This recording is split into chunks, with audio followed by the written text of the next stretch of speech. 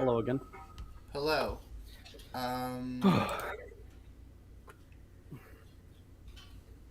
All right. We good. I think we good.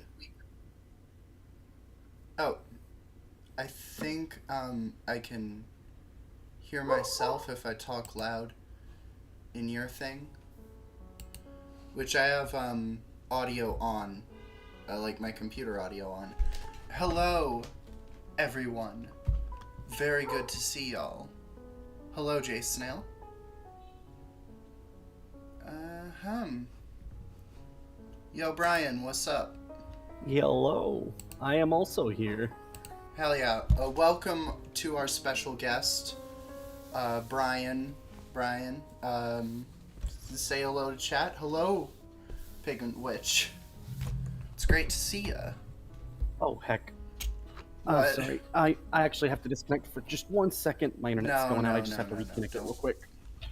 Absolutely don't worry. We've run into worse technical difficulties on this stream. I'll Chat only can be gone attest like to that. I'll be gone like 15 seconds. Okay. So yeah, how y'all doing, chat? How's it going? Ah. Ah. Hello. Oh yeah, I'm doing good, Jay Snail, thanks. I'm just like figuring out everything with this exciting tabletop RPG that we doing. Let's see. There it is. Go to Google Drive, Google Docs. Okay. Uh-oh. I've got the wrong link open. Oh. I'm looking at your stream from last week. Oh. There we go. Yeah. Okay. Hey, trainer. Hey, Trainer Black. How's it going? Also, that's good. It's good that you're good, Pigment Witch. It's very nice to have you here. Yeah, we're just making a tabletop RPG real quick. Hold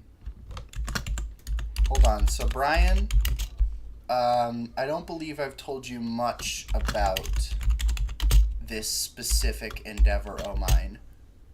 I believe the Oh, hey, the only Admiral. thing that I know. Yes? The only thing that I know is that you are making it.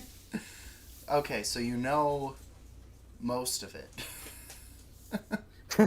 Oh, that's no. okay, No. So I'm this kidding. is like I'm kidding. I'm kidding. Oh, okay. Sort of. I know. Hey, Nora. Very nice to see you. And hey, trainer. No, yeah. Brian, remember the hands? Trainer Yes. Black remembers the hands. The hands are good to remember. They're very good to remember. We're just gonna fill this game with a copious number of hands. Just like... That should be like the main theme of the game. Yeah, just like no, yeah. You want hands, you get hands. Call it the monkey's paw. Oh. Can I ask, what is the player count? Like the minimum player count? Minimum player count? Helping hands. That's a good one too. That said, the minimum player count, probably like 3 people. I don't imagine it's gonna be like a GM-less system. Mm-hmm. You know, I imagine it's gonna be like, it's gonna have a GM. And like for specific player stuff, basically the idea is we want to give the players like options, like tons of options in how they build their character. Like just, it's gonna be... I like options. Yeah, options are great. I love me some good options. Options are scary, but very nice. No, yeah, options are like very difficult to balance. Um, but yeah, I mean, like, kind of the idea is that you can play as any which thing, you know?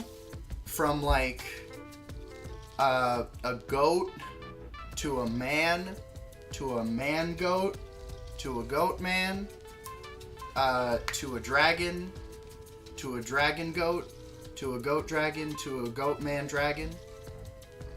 Perhaps a bird? Perhaps a bird, yes. That's entirely possible. So kind of here, the core system's a bit... So kind of, my friend Sage gave me some very good advice, which is decide on the resolution mechanic first, which I know what it's going to be. So, like, each check has a target number, and if the corresponding stat is equal to or higher than that number, it succeeds. If not, roll 1d6 and add. If it still fails, you can draw from your pool of dice. Yeah, it's that's sort of how it works, more or less. That sound good to y'all, chat? Also, Brian, like you have input on this too. That's the whole reason I invited you, you know? Sounds like a mechanic to me. Sure does. It'll all depend on how we use it. So, like, I think first and foremost, it's probably a good idea to decide on, like, the actual stat line. Yeah, thanks, Jay Snail. I'm glad it sounds cool. So, I think strength I want. Strength is just kind of like a go-to, you know, for these kinds of games. Something else for context, I want to kind of involve combat, but make it more like narrative than gamist, you know?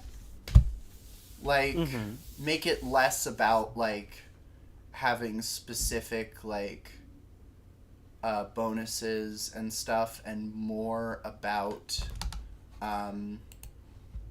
you know, good and interesting, like, narrative moments. So perhaps flesh out skills that emphasize real life non-violent skills. I suppose. No, yeah. I'm like. Oh, am I cutting out? Oh no, you're not cutting out. Don't worry. Honestly, like, Oh, okay. I'm 50-50 on, like, combining stats and skills. I'm like I could go either way on that. Where it's like you have skills that correspond to a bunch of stats, or you have just a bunch, like a medium-sized pool of skills. Chat, which do you think you would prefer? Be honest with me. I don't want y'all to go lying on me. I can smell lies. I'm like a hound dog.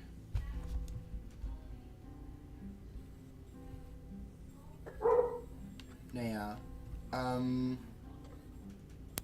While we wait for chat to respond, Brian, do you think, are you leaning toward one way or the other? Yes. Which one? Like, small pool of stats, big pool of skills, or medium pool of stat skills? Which one are you leaning toward? Well, as a limited RPGer, I'd say, God, they both have their own both have their own benefits. I think it's neater to have probably a larger pool of skills that can draw from the stats that you have, Okay. because in that case you can encourage a wider variety of play styles from individual players in the same group. Yeah. Um, Um, honestly, that sounds like a good idea. Jay Snail in chat says they like big skills. Big skills sound kind of good to me, honestly. That said, I think with that kind of determined, are we good on that? I think we're good on that, honestly. I think I like that. So kind of with that said, I do kind of want some of the stats to be like not really combat related or like have utility outside of combat. So like the strength is the fighter thing, right? That's like it's like ziff bang pow, you get into the fray, you do your thing, beat up people, but also you can use it for like lifting and stuff. Yeah, I'd say strength can also be the guy that, the friend that you call that, like, you're like, hey, I'm changing apartments. Can you help me move some of my furniture? And they're like, Yeah. you and like 7 other people. No, yeah, that's a great sort of mechanic. We should make a system in this for moving furniture. Have like a little Tetris like mini game. Yeah. I mean, like that's where the hands come in.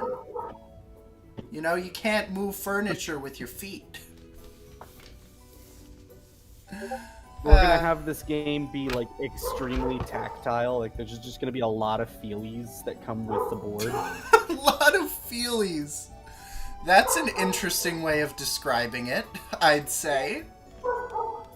I mean, like, I don't know. That sounds good to me. I'd like it to lean more on narrative and simulation than like gamism. You know, just like it's not really about maxing anything out or anything. So strength, I think. Finesse. I want to kind of steal a little bit from the Yogg. You know, have you ever played the Yogg? Yeah, it's I've got no idea. oh, it's like big story time, yeah. I mean, like, yeah, that's what this is about. Is like you're telling a big ass story. You want to use this. You want to use this for like a big ass story that's kind of goofy, and like, but also kind of epic. You know, one of my primary inspirations for this is like Adventure Time.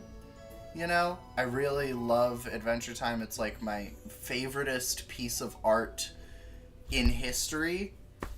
I want this to have a similar vibe where it's like silly but also kind of grandiose, you know?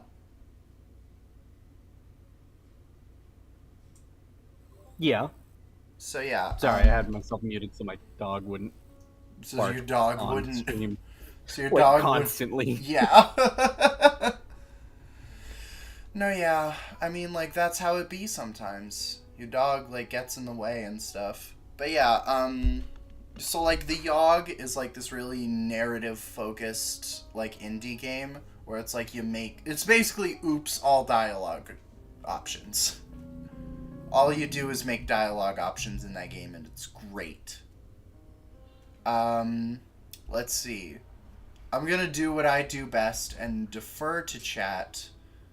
What are some stats that like sound good to y'all? Joke answers are entirely acceptable in this situation. Cause honestly, that's kind of the vibe. You say that joke answers are accepted. Because like, who knows? A joke answer might be like, hey, that actually handiness. That ain't bad. I mean, joke answers might oh, I just got it. No, yeah, but like some sort of like, I guess competency, like craft or something, that could be good. See, This is what I'm talking about, where joke answers lead to actual ideas sometimes. You know? I was thinking, it just reminded me of, what is it, Toon? Tune? Yeah, that old like '80s tabletop RPG that I think Warren Spector was a part of. Oh. Not Warren Spector. Yeah, maybe Warren Spector. The Deus Ex guy. Oh, Uh, cool. where it's like, yeah, it's like entirely cartoon logic where Oh. like all your skills are like Throwing something that Tom and pies. Jerry would have. Yeah, exactly. Yeah, throwing pies. Also, like, in chat, Jay Snell is saying could have con or charisma type thing. I think charisma. I like social stats. I think they should be split up into a couple besides charisma. You know, like I don't. Something I hate about D&D every edition, and I don't hate D&D. I love D&D, but like something that just like has always bugged the crap out of me is that charisma basically just makes you the master of half the game, right? Like every non-combat thing, you have charisma to kind of lean on, right? And it's not very nice. But I would like to have social stats. Also, con I think could be lumped into strength, personally. But thank you very much for the suggestions, Jay Snail. Always appreciated. You know, like everyone who can and like just give suggestions, please. That's what makes these streams magical is participation. That said, we also have Brian here, so that makes it a little less boring. Hello. Yeah. I did want to add on to that actually, and suggest, not really suggest, but kind of bring up something that I was thinking of. The way that Daggerfall, in particular, of the Elder Scrolls series handled quote unquote charisma, was that they split it into, depending on who you're talking to, you could speak either with etiquette or with a more streetwise, almost like a thieves' cant style of speech. But it depended on who you were talking to on if it would be effective or not. And then there was like a middle ground. I don't remember what it was called, but they were all three different skills. And if you were talking to like a royal, for example, and you used the streetwise skill, they'd obviously look at you and be like, "Ooh," I'm like, "Ooh, this street urchin is trying to speak to me," and they wouldn't give you any information. But you could use a high etiquette skill and actually get something out of them instead. Yeah. And vice versa. That actually sounds kind of dope. I kind of love that. I think in terms of kinds of charisma, right? I like the idea of like streetwise or having specific like almost intimidation, but like also kind of camaraderie. I think a good name for that might be like reputation. Ooh. Wisdom. I mean, that kind of is wisdom, but also, like, I don't really like the term wisdom.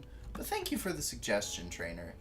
I don't know, like I want the stats to each kind of sound different, you know? If that makes sense. Also, I'm back. I had to eat. Okay. Glad you're back. Now, yeah, welcome back, trainer. Super good to have you. You're always very helpful on these streams. Anyway, So strength, finesse, reputation, and then like etiquette, I think is a good one. Ugh, God, I spelled it wrong because I am a Dumbo. Uh, no, yeah. Then what else? Yeah. What else? Come Er. Stay out of here. Hmm. You know, I feel like. Is finesse? Yeah? Finesse is sort of like a dex Yeah. equivalent. Yeah, like a dexterity equivalent. I think I'm behind on your stream. Oh, that's. Oh, why did I go back? I went back like a whole 6 minutes. Oh, What's going on? jeez. Oh, no. I'm so There sorry. we go. Okay, good. You're up to date. Leftover pizza, because why not? I mean, yeah, why the hell not? Leftover pizza is awesome. If you ever, I don't know if y'all ever French toast pizza. It's so, like, it's terrible for you, but it's so good. French. I have to ask for clarification. When you say, have we ever French toast pizza, do you mean taking a leftover pizza slice and slathering it in egg. like an egg And then roasting it in a pan, yes. with cinnamon and nutmeg? No, not with cinnamon and nutmeg, but just like, just with the egg wash is what I'm saying. Like, you ever... I'm not as much of a fan of egg to be able to ever do that. But I will say that pan frying pizza is an absolute game changer. Absolutely. Pan pizza, so good. Can I ask you something real quick? Yes. On the stream, am I allowed to curse? I don't know what the rule is. You, fuck yeah. Okay, it is a fucking game changer. Y'all pan fry your pizza. I just tried it.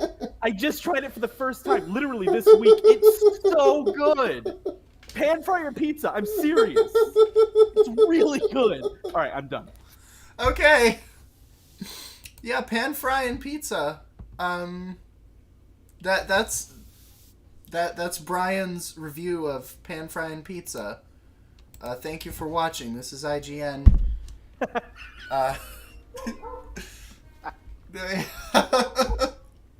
Imagine if IGN was just like that friggin' unhinged. I air fry my leftovers sometimes, yeah. But yeah, like, imagine if instead of like the piddly, like, Super Metroid is a very solid platformer, with like, like they were just like, if you don't like Super Metroid, you're fucking stupid. I hate you, and you need to go take a timeout. Nah, yeah, I'm sold. Next time I got leftover pizza, I'ma fry it. Hell yeah. See, Brian, we're converting people. Make sure that when you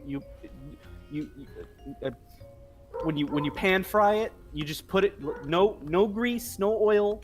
Just slap that shit into the pan, put a cover on the pan, and that heat is gonna circulate around, and it's gonna melt the cheese on the top of the pizza. You don't have to flip it or anything. Oh, man. One slice right there.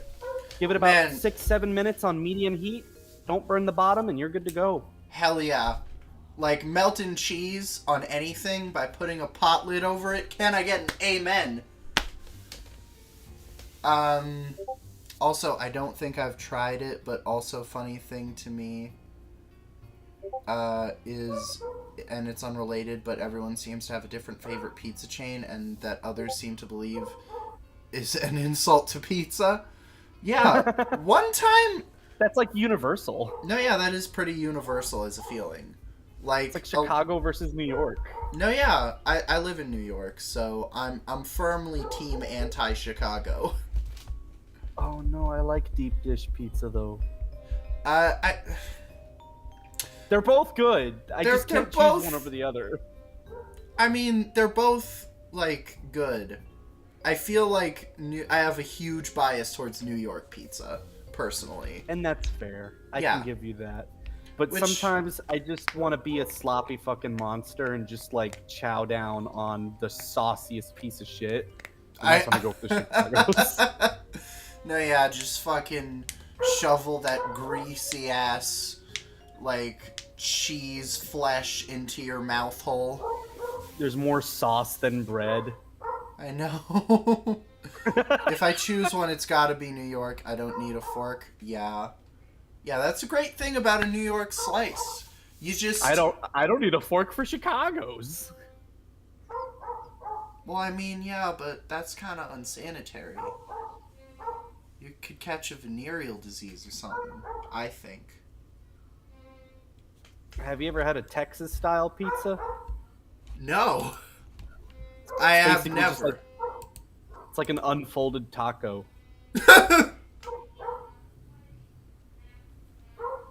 I didn't fully mean that, but I meant chains, but that's fair too, lol. That's yeah. I mean, like, I've taken people to Joe's Pizza, and I'm like, oh my god, you gotta try this, and they're like,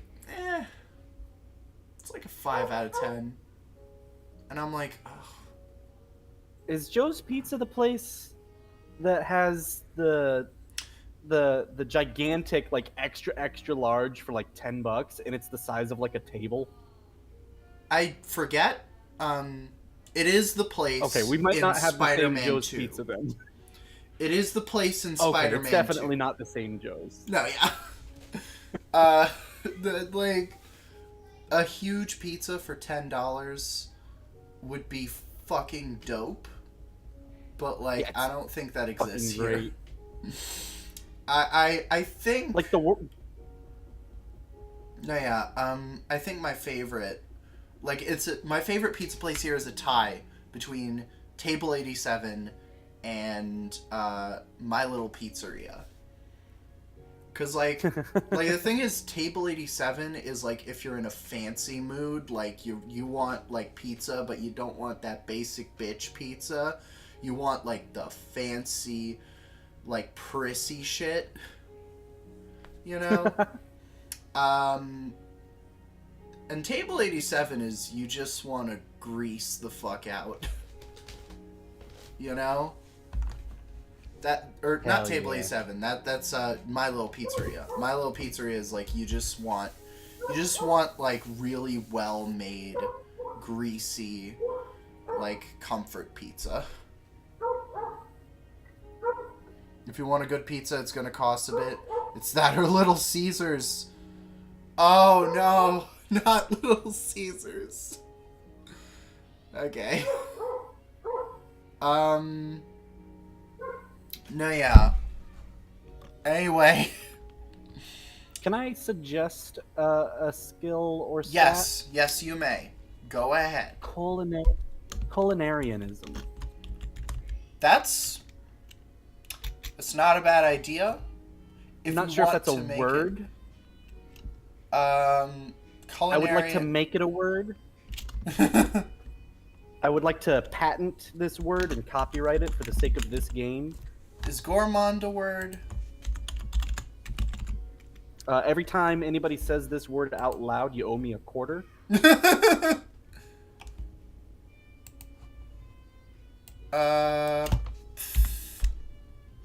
Yeah,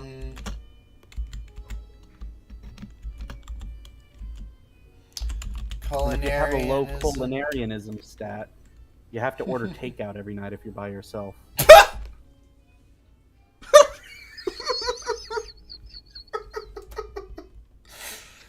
Oh boy, cereal for breakfast again.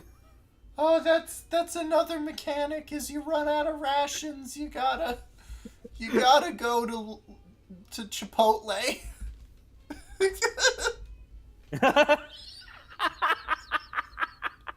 Like it's like full on like medieval fantasy world, but then And then there's a go fucking Chipotle.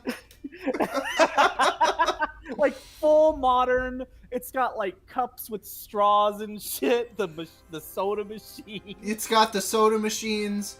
It's got the gross like bean paste. It's got the clinically depressed work staff. It's got everything. No, yeah. I guess that could just be cooking.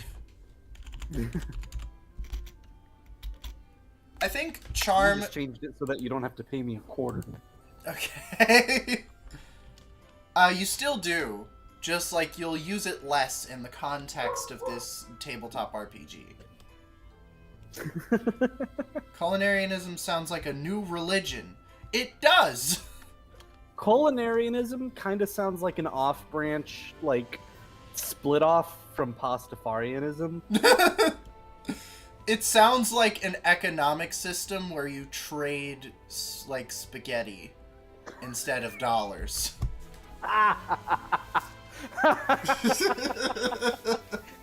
Measure them through the spoon.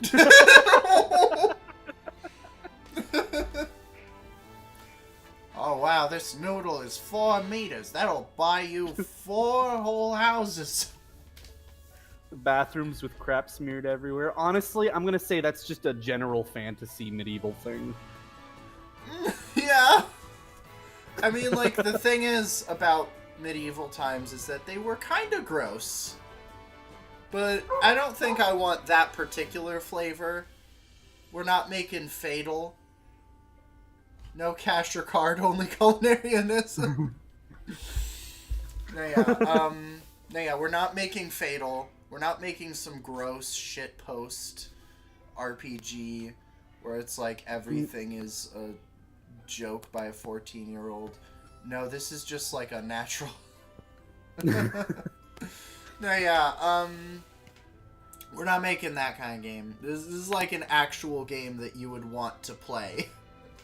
But nobody ever talks about pooping in RPGs. We could be the next big thing. No. No. I'm sorry, that's... It's far. That's what any fantasy world can do. No, yeah, reality is kind of gross when you think about it. There are a lot of things in reality that are just really disgusting.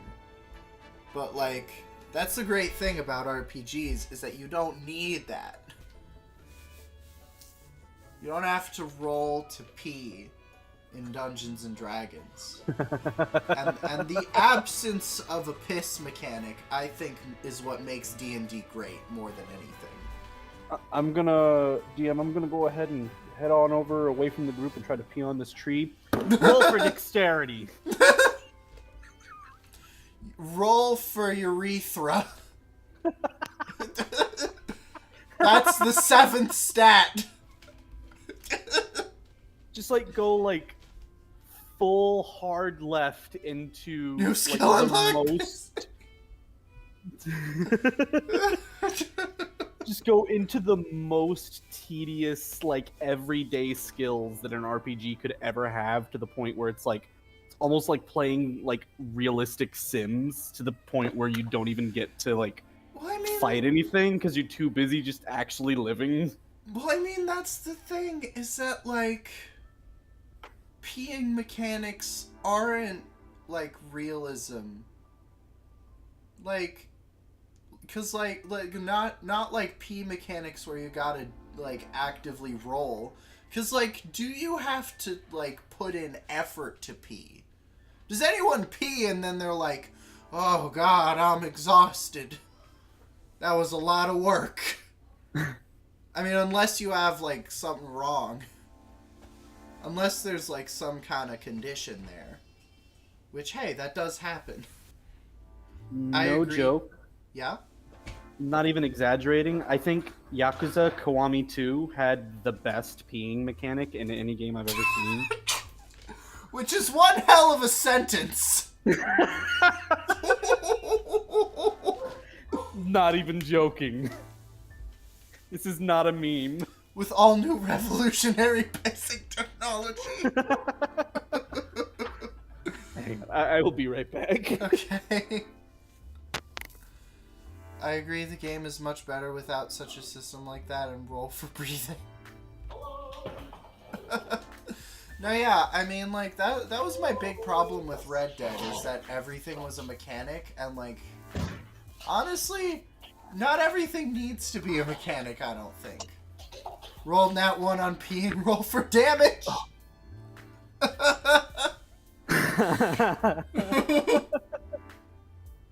I mean, what damage would it be? Would it be, like, fire damage because it burns? You'd get a little spot on your pants for, like, an hour. You could fail, like, you get like a -1 to all charisma rolls from then on for the next hour, because like when you're talking to somebody, they might notice. They'll look down and be like, did this guy, maybe he spilled a little water on himself when he was drinking, or is that I mean, like, I don't know, like, it's right there. 20 psychic damage. See, if this game were realistic, we would just take 20 psychic damage, like, every day for just being. If this game were realistic, we would take 20 psychic damage every time we, like, woke up and, like, realized that the dream is over. Yeah, that sounds lovely. You dream. You dream, and then it's over, and then you take 20 psychic damage. Because it was just that good. But yeah, anyway. Cooking, charm. Oh, you know what would be a good one? If we're, like, on the whole adventuring route. You know, navigation sounds important. Oh, that's a great one. Hell yeah. I'm smart. I'm smart for once. I bet that could double up on, like, cartography. Like, yeah, it could. And, like, seafaring. Faster in the future. Yeah, and, like, seafaring and, like, survival. Yeah, that covers a lot. That's very nice. Yeah, thank you. Yeah, charm, cooking, navigation, reputation, strength, finesse. Maybe arcane, because magic is also going to be a big part of this. What theme do we want to go for? Silly and, like, a little spooky. Ooh, I like, you know? Spooky. Yeah, I like a little spooky, too. Like not the sort of full-on, like, alien Friday the 13th, Halloween, like, tense, more like dramatic Scooby-Doo. horror. Yeah, more like Scooby-Doo.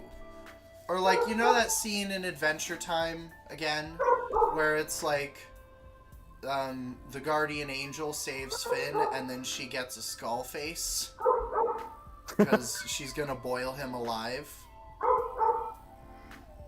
In a soup. Dark Souls, Bloodborne, holy shit, everyone is dead. Could we have a necromancy thing or an occult skill? That's a great idea. Ooh. What about just, like, witchery? I think I like occult as, like, a name for it. Amazing. Yeah. And then, like, kind of the inverse of that, ward. Nah, you're good, Jay Snail. None of us can spell. I just spelled etiquette like etiquette. That's just how my brain is. Oh, your dog. Boys. Your dog. Oh, no. Oh, Lord. Oh, Okay. dearie me. Don't worry, this is not the worst thing that's happened to us on stream. Chat can attest to that. Okay. 1, 2, 3, 4, 5, 6, 7, 8, 9.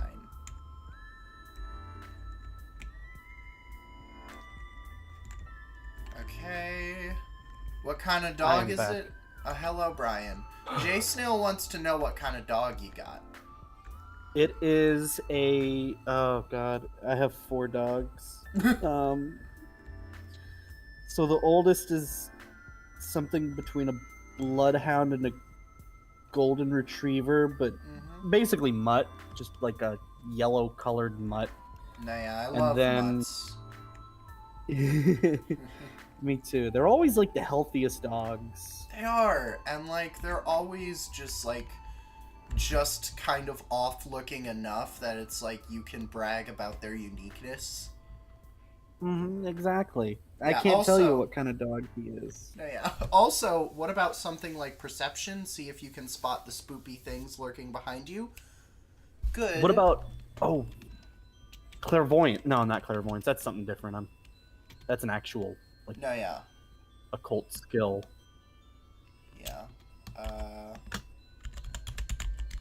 What is it? What is it Perception. called when you're sensitive um to supernatural stuff? What is that word? Like augury? Uh oh. Uh oh, what? Uh oh. That's me. Oh What happened to no. my internet? Oh no.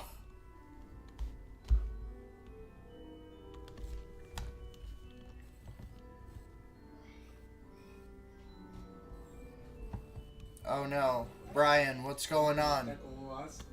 Oh, I don't know. I'm fading away. okay. I'm sorry. I'm very sorry, Brian. Also, my uncle just started a call. Hold on, my uncle just started calling someone. That's the noise in the background if you hear it. Being a seer is when you can sense spirits. That's true. That's true.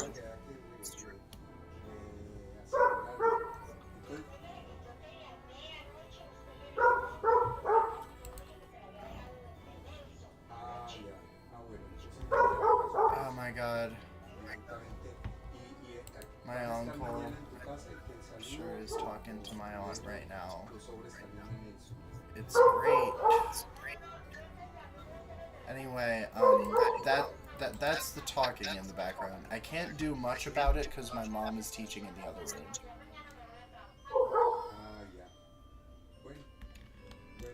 Brian, you alright? I think I'm back. Okay, good. Good. Please ignore the noise on my end. Is that Spanish? Yes, it is. My family speaks Spanish. That's dope.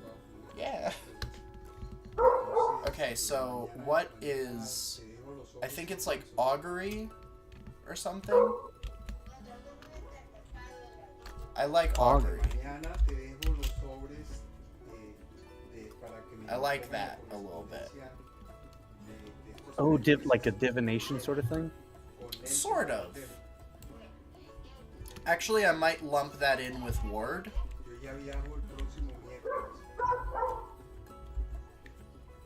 Oh, it's like bird watching. You know, augury might actually be good for bird watching. Also, like 9 stats, I feel like 9 is a comfortable number of stats.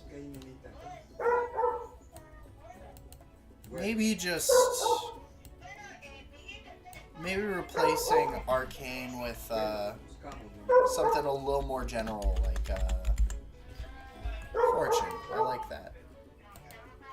Like magic is a little bit luck. Wait, you know what? No. I just realized we don't have any like brain skills. Yeah, augury is a sign for the future. Yeah, that makes sense. So I'm just gonna put. Ugh. It's like intellect or something. Does that sound if okay? you have like a high augury skill, which is like yeah, if like it's signed fortune telling. Yeah, fortune telling. If it's like foresight, right? Would that mean like with a high augury skill, every now and then the DM would like hand you a sticky note with the word like shadow on it. And you're just like What? Yo, I just had a premonition. I don't know what That it means. actually sounds like kind of a dope mechanic. Maybe that could be like a skill or something.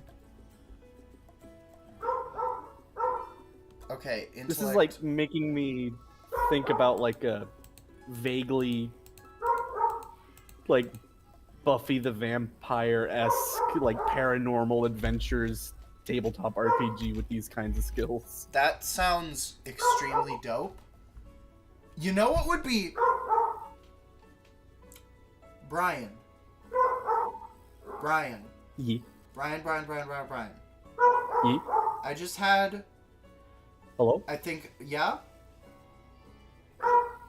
Yeah? Okay, I'm just making sure I'm still here. I think I'm cutting in and out, but Sounds go a bit ahead. psychological to me. I don't know if that's what you call it. Yeah. I just had kind of an incredible idea, I think. What if Yeah? Buffy the Vampire Slayer meets Harry Potter meets Adventure Time, of course, like a little bit of Adventure Time, but like Buffy the Vampire Slayer sort of deal where it's like a Monster of the Week type thing, but then instead of normal school, they go to Hogwarts or some like magic school equivalent. Does that not sound like a baller story setup?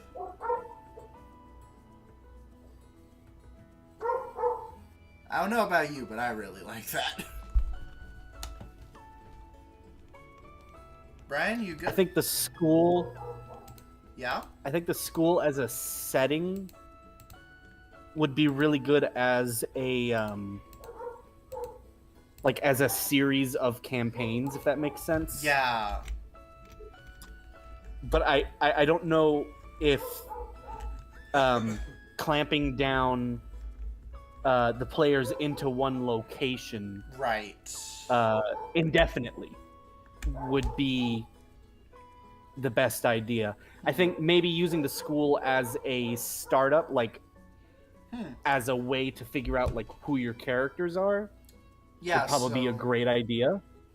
So, like, the typical start would be instead of starting a tavern, it'd be like starting a classroom. Exactly, y'all are just like classmates. Maybe have the first 2 or 3 campaigns be within the school, and then move on from there if you want. Hell yeah. I kind of like that. I kind of like that a lot. Hell yeah. Yeah, I mean, like, honestly, I'm digging what we have with these, you know?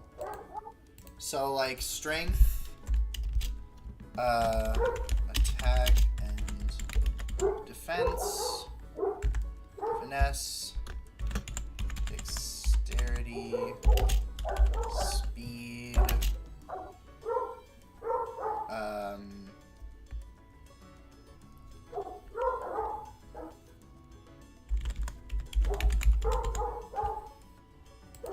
performance. Yeah, I know that's spelled with an A. I just pressed the wrong one. Reputation.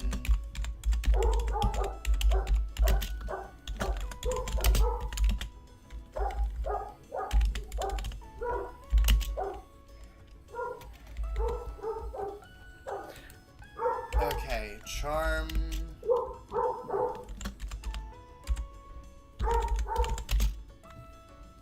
Ugh, God, I misspelled etiquette again. I don't know how to words. Brian, are your dogs okay? Are they just really emotionally needy? Oh, good lord, you have no idea. I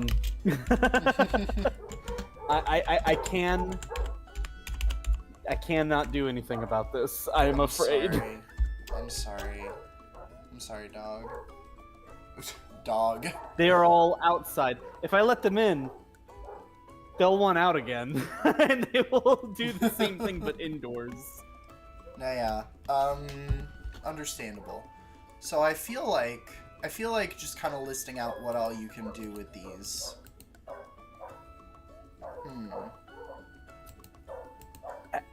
Marina, can I ask something? Yes. Are you in particular a fan of the video game Psychonauts? I have played a bit of it. I know a bit of it. I really like what I have experienced of it. See you in a sec, Jay Snail. But yes, what are you thinking? Hit me with it. You've got me kind of almost in a Psychonauts sort of mood, talking about the paranormals and the spoopies Mm. and the school setting in particular. Hmm. And I'm wondering if perhaps and we're already kind of leaning towards that with the occult and the ward. What the Yeah? hell was that? I'll check that out in a minute. Okay. With the paranormal and the occult and ward skills Mm-hmm. already, Or the and occult and augury. I kind of combined ward and augury into one skill. there you go, ward and augury. Um, I am really digging the fact that the quote unquote magic Yeah? classes that would normally make sense in a D&D fantasy setting is starting to lean almost towards a more psychic Yeah. sort of. Yeah, you know what I'm kind of getting at. I think I do know Where it's what you're like- getting at a little bit, but explain it to me anyway, because I'm not sure I'm all the way there yet. This is more kind of theming than actual mechanics, I think. But Oh my god, Maddie! Oh my god! Thank you so much for showing up. This is epic. Hello, Anyway. Maddie. Anyway, go on, Brian. Go on. So instead of say fireball, it would be pyrokinesis, for example, Oh. right? But what this also really opens up is if you're a magic class. I mean, I'm assuming that we're doing classes. But this is not something that I'm latched onto though.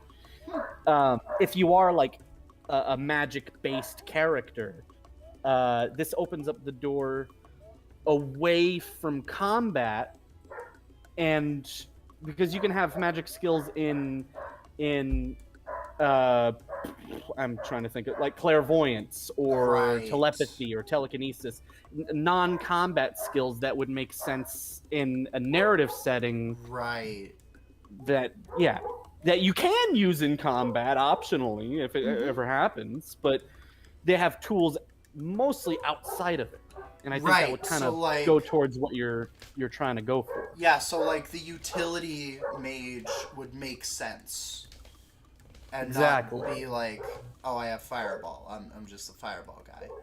Yeah, I have fireball. I have No, yeah. waterfall.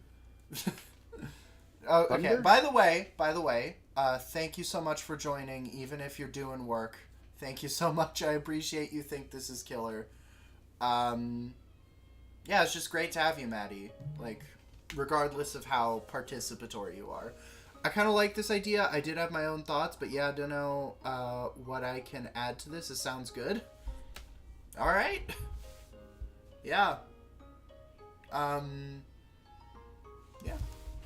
But yeah, you were saying, Brian, like that. You know what I kind of like the idea of? What's that? So like we have cooking, we have navigation, right? Mm-hmm. I think what we're leaning toward right now is more so is like the idea of having a balanced party leans less on like the sort of combat mechanics balance side of thing and more on like who would actually be of use when you're traveling and adventuring, you know, like in real life.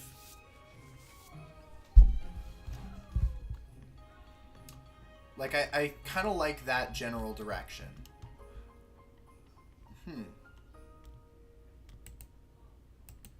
Okay. So, I think this is a pretty good sort of selection of stats for right now. We can, like, always kind of come back to it and shift some things around. That's not going to be hard. Then, of course, there's, let's see. This is your stat block. Then you got then what do you got? You got like other, which is like your HP, your dodge, and also Maybe a pool. maybe a resistance, Maybe. like against I guess psychic attacks or psychic damage. Maybe, yeah. Ward. I think that could be a good place for Ward. Oh yeah, that would be a great one. Yeah, and that's kind of tied to your augury, or like maybe your intellect, whatever. Point is, it's tied to something. Now, yeah. So your pool. Okay, so here's kind of my idea for skills and magic. How about energy? That's sort of what your pool is. I'll explain it in a sec. So, like, basically, how it kind of works is, right? Let's say you want to lift a big rock. The check is like 12, and you have a strength of, let's say, 6. Right? So, you don't automatically, like, do it. You would if it were like a 6, but it's a 12. So then you roll a 6-sided die, right? Let's say you get a 6, you're able to do it. But let's say you get a 5 or like a 4 or something, you're not able to do it. At that point, you can draw from your pool, which is like a number of dice you can use every day that kind of replenishes when you sleep. And like you roll it and add that. Sort of like inspiration in D&D. Yeah, sort of like inspiration. Sort of like inspiration. And like thing is, like, skills and abilities and stuff, they cost dice from your pool usually. Mm-hmm. So, like, yeah, part of me would like this world to explore some of the magic and such in this world, since it's a way to get some creepy ideas to me. Yeah. But, I like, will be right back. okay. Yeah, I'm thinking, like, kind of ideas are, like, cute creepy, you know?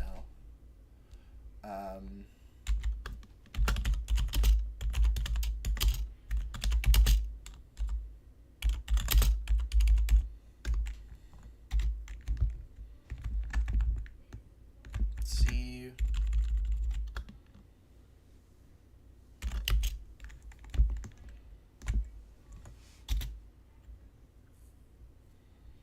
Just waiting for Brian right now.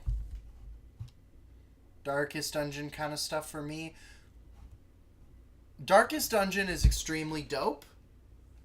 However, I don't know that that's exactly what I want. You know, I don't know that I want it to be like 100% Darkest Dungeon. I just know that I want it to have a little bit of that spooky vibe. Like fun spooky, not like prepare to have your life ruined spooky. You know, I'm not super here for that, honestly. Not like that it can't be good, just like that's not what I'm going for with this. So yeah. Let's see. Oh, I know, that's why I'm saying I can't offer much since my brain drifts to those kinds of ideas. Yeah, valid. I mean, like, I still feel like there's a lot of stuff you can offer. I still feel like that's, like, totally, I don't know. I feel like there's a lot of stuff you can offer. I'm just really waiting for Brian to come back. It's harder to sustain a stream when it's just one person, when it's just you and you're boring. Shit. Let me at least turn on the music again. I don't know why Apple Music does this. I tell it to loop.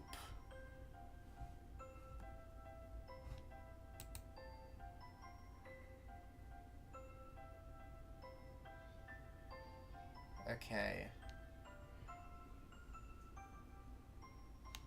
Yeah, I'm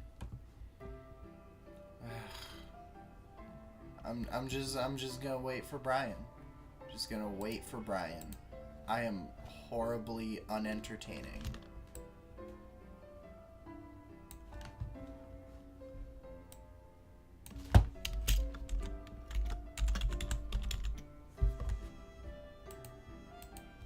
It doesn't like your music. You can't let it get away with this. No, I can't. I'm gonna have to give Apple Music such a spanking. I'm gonna go up to Tim Cook himself and like give him a good whipping. You know? I'm not gonna stand for this, Tim. This is a call out. Doing a call out on my twitter.com. No, yeah, let's see. Damn. Let's see what all is happening.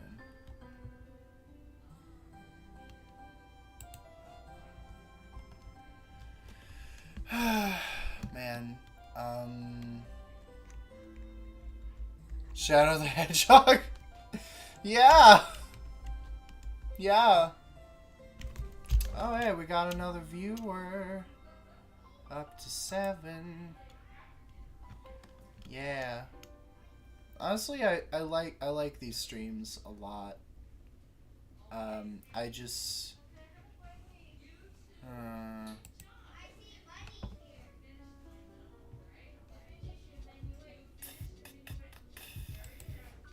let's see. I'm just gonna write down some cool words. Let's see.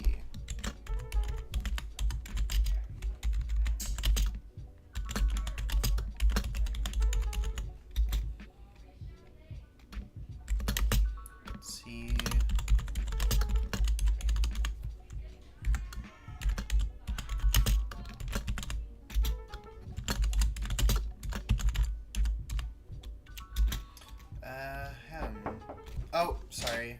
Hold on, y'all. Oh. That was shorter than I thought it would be.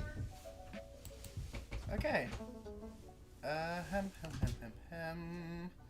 No, yeah, I'm just gonna fool around while Brian's not here.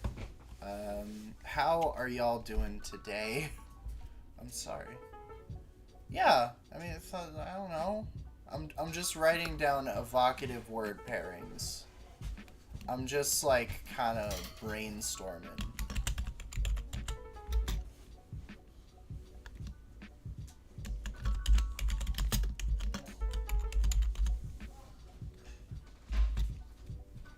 No, what is it? Oh, I don't know yet. That's the thing. It could be like a monster or like a spell or something else. Explain it to me. I'm trying. I don't know right now. I don't know is the thing.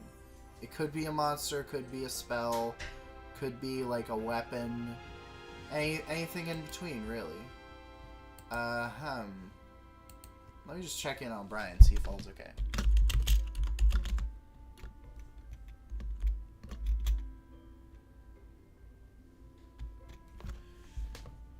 Let's see.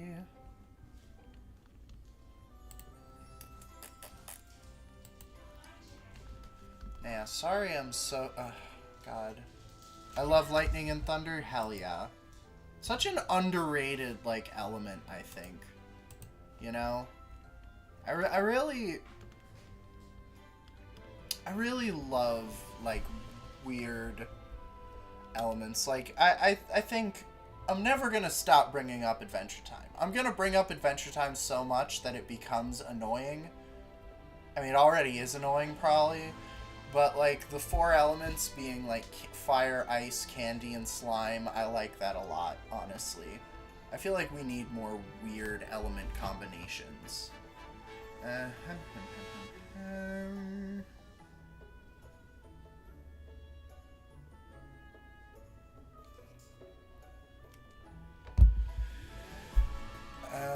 I need to finish Adventure Time. I don't know much about Adventure Time. Y'all gotta watch Adventure Time.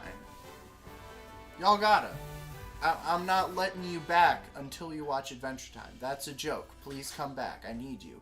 But, oh, BRB, I gotta eat. See you in a sec. Pigment Witch. Very nice, seeing you. You have a nice meal, honestly. But yeah, like, that's the thing. Adventure Time, easily one of the greatest, like, pieces of art of the 21st century, I think. You know, I just like, it's got so much, you know, it's got, like, it speaks to me.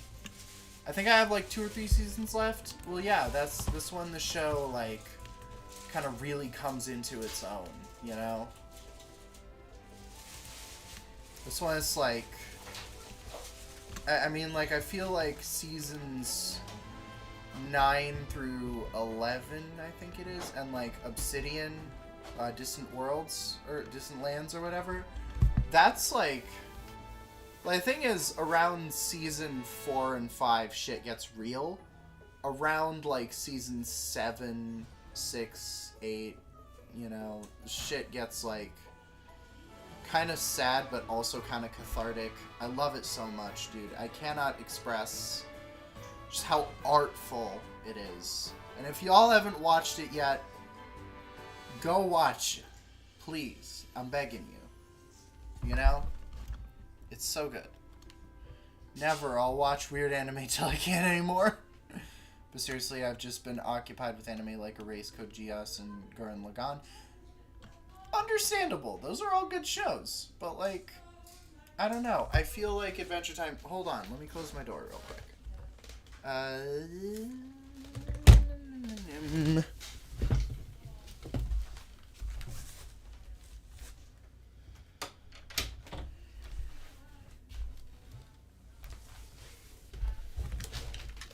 Alright, I don't know why, but my mom is singing in there. Can y'all still hear it? I feel like y'all can still hear it, and that's kind of annoying.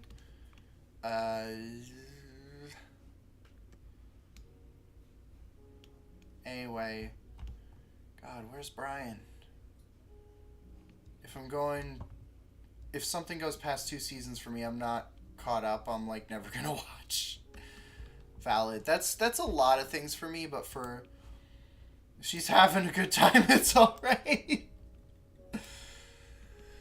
No, yeah. I suppose so. She usually sings when she's stressed. I don't know what else could be up with that, but that's usually how it goes. Anyway. She's literally just vibing. No, yeah, mainly because of time and I can't get invested in more shows. Yeah, I mean, like, that's me with a lot of shows. Like, there are a couple shows I make exceptions for, like, oop, never mind then. Well, I mean, it's whatever. It's whatever. Either way, it's just like, you know, I don't want y'all to focus on that. I want y'all to focus on me. I'm boring. I don't know why y'all are here, but I thank you for being here. Anyway, yeah, add a holy hand grenade.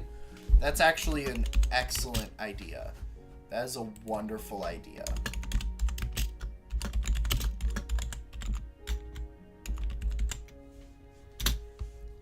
No, yeah, but yeah, like, in terms of shows, it's like, I don't know, I feel like, oh, for the White Rabbit? Oh, man. How many y'all in chat watched Monty Python and the Holy Grail? Because like that's one of my favorite movies ever. You know, I love the heck out of it. It's so good. It's so good.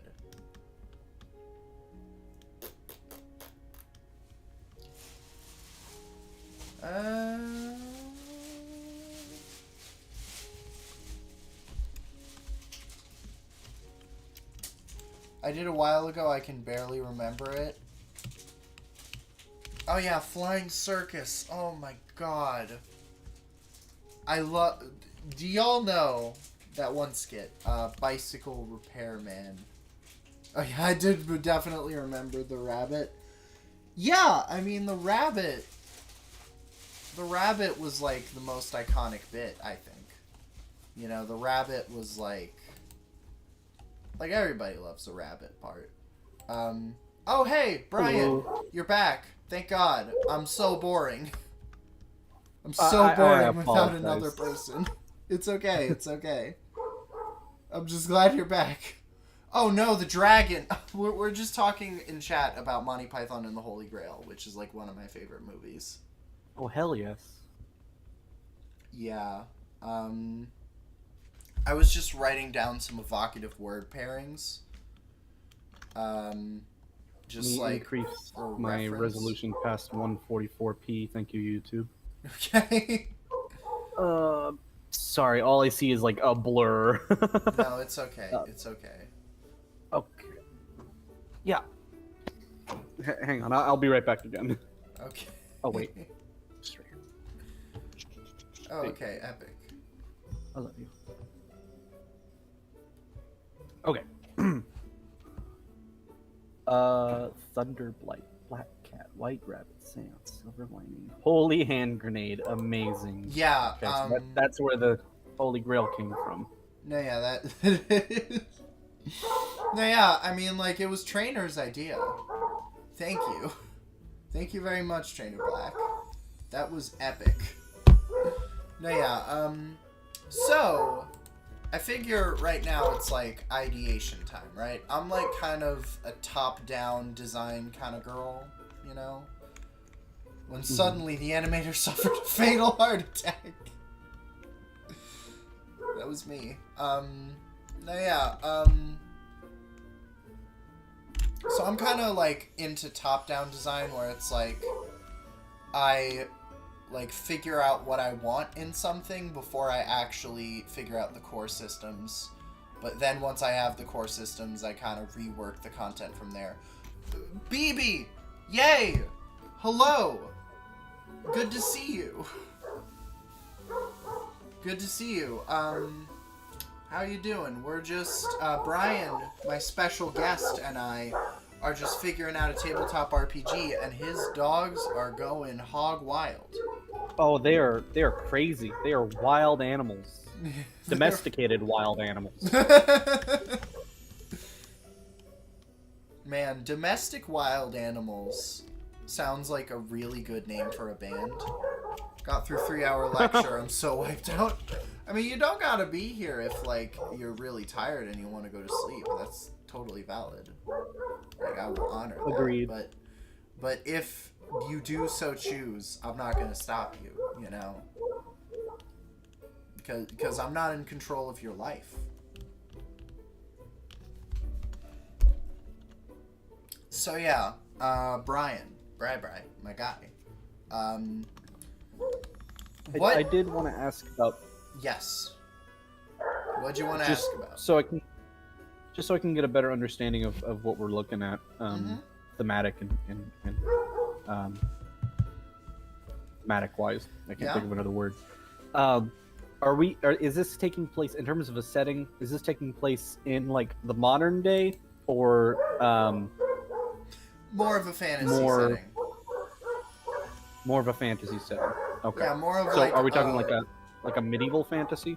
Yeah, a little bit, like medieval with some other sort of weird stuff mixed in. Maybe throw in some Victorian every now and then. Yeah, exactly. Also, now y'all are gonna help me with decompressing for today. Aw, thank you. I'm glad it's nice to vibe here. I'm glad you're enjoying yourself, baby. That's awesome. Yeah, that's awesome. Anyway, So yeah, it's gonna be like late antiquity to like Victorian sort of futurism, I guess. You know, like there's gonna Sort be of a really vague, like whatever helping. needs to be existing at any one point in time in the setting can just be existing. Yes, exactly. Exactly. It's like a kitchen sink of like all the things I personally like. Also, we're I'm gonna repairing helping hands. That's a good idea. Sorry, you were saying, Brian? I'm gonna let these dogs in real quick. They actually do sound like they want in now. Okay. I'll be right back. 30 seconds. Hey, what y'all doing? Are we home? Is that what you want to know? Brian is such a cool dog dad. Hi. Okay. Okay. Let's see. Good lord. I'm sorry, dog. I am back. You know, I keep using dog as like just a colloquialism, but you do have actual dogs in there. Bork bork. Oh yeah. Oh yeah, for sure. 4 dogs. Too Yeah. many. Yeah, I just say dog, you know, like to people. Like I'm sorry, Oh, dog. Good to see you, like dog. DAWG. Get out of the bedroom. Well, yeah, a little bit. That's cause I'm from New York. You know, everybody. That's.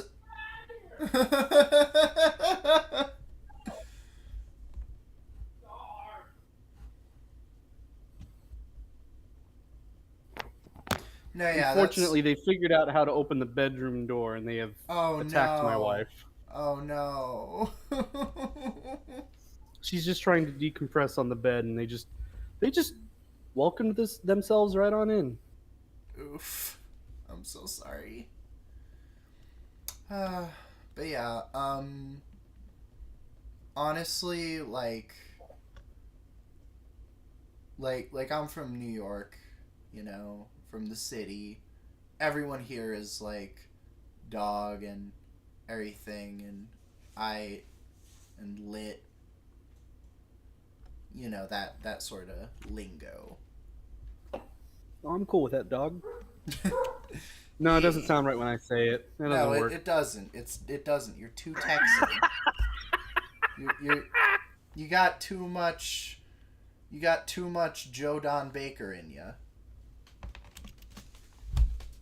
That's a joke. Probably no one is gonna get. I can sure tell you I didn't. Oh, Joe Don Baker is like this actor from Texas who's kind of well known for being really bad. Like, not a bad dude, just like a really bad actor. Joe Don Baker. I'm looking him up now. Okay. Oh, he looks like Old Blood. Oh, oh, wait, he was in Goldeneye. What was he in Goldeneye? Wait, what the fuck? Wait, hold on. He's Jack Wade. What? I don't Yeah, remember that. Hang on, I gotta help my wife get the dogs off her. Okay. No, yeah, I know Joe Don Baker from like Final Justice Mystery Science Theater 3000. I love Mystery Science Theater 3000. Do y'all know Mystery Science Theater 3000? I know it. It's very funny. I literally just got back into it. Hobgoblins is priceless. It's fucking awesome. The other two are outside, so that's the only reason they couldn't come in. Oh, you too. Okay. I'm sorry there's this ongoing saga of your dogs being really needy. Oh yeah, no, my he was in the Living Daylights as a different character. What?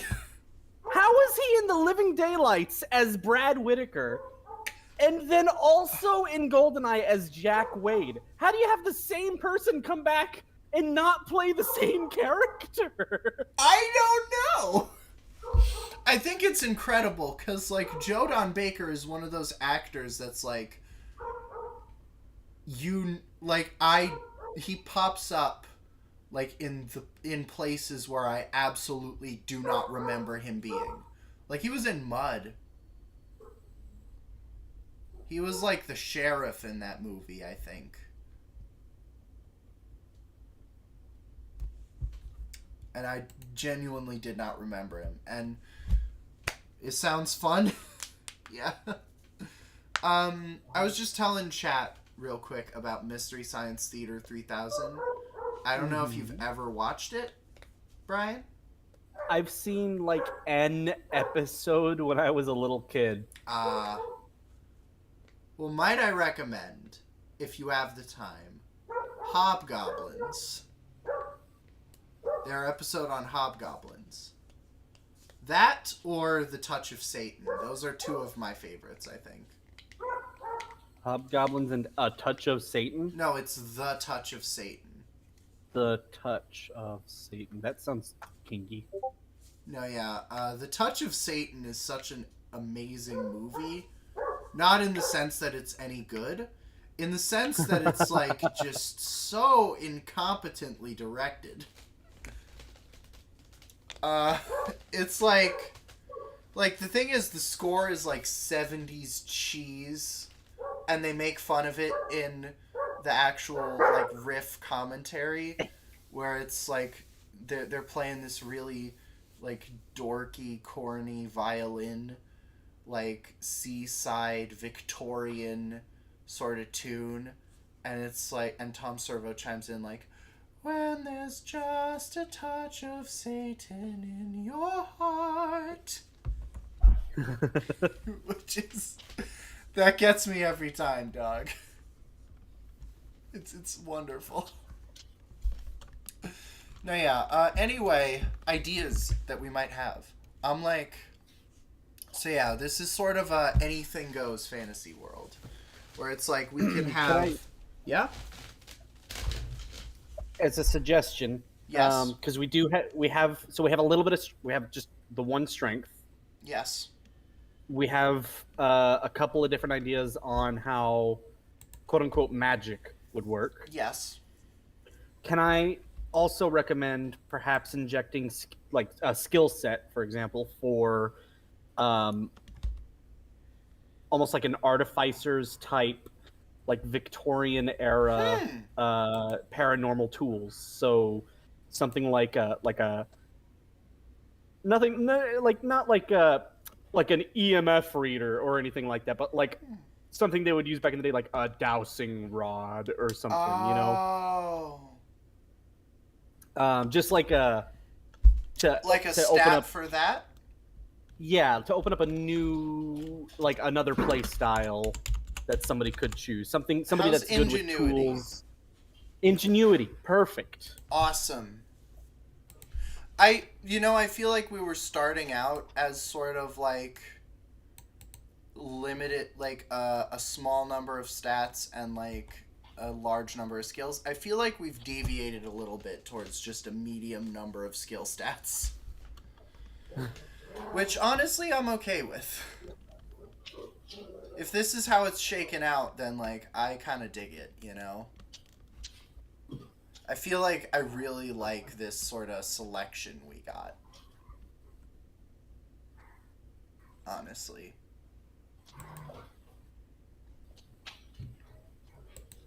So, in terms of like... Oh. Yeah? Sorry, I just random thought. What if our because I can't read it right now. What is the perception equivalence called again? Augury. Augury. What Yeah? if it was like ESP? Which is extrasensory perception. Maybe like... Because augury is like a very specific thing, isn't it? Like, yeah. That's like... Maybe like sensory. Yeah.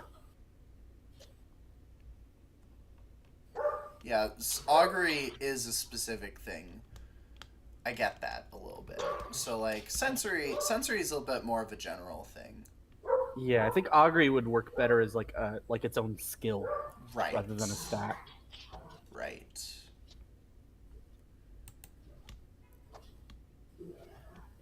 Okay, I'm sorry. I feel like I've interrupted you a lot. Please, please continue. No, no, no, no, no, no, no. I didn't have like literally anything to say. I just was gonna say like if we are to kind of do do like sensory as like the general sort of perception stat, I kind of rolled augury into like all of the holy stuff too. I feel like a separate thing for the holy stuff would be like interesting too. Mm-hmm. So at this point, we're at 1, 2, 3, 4, 5, 6, 7, 8, 9, 10, 11.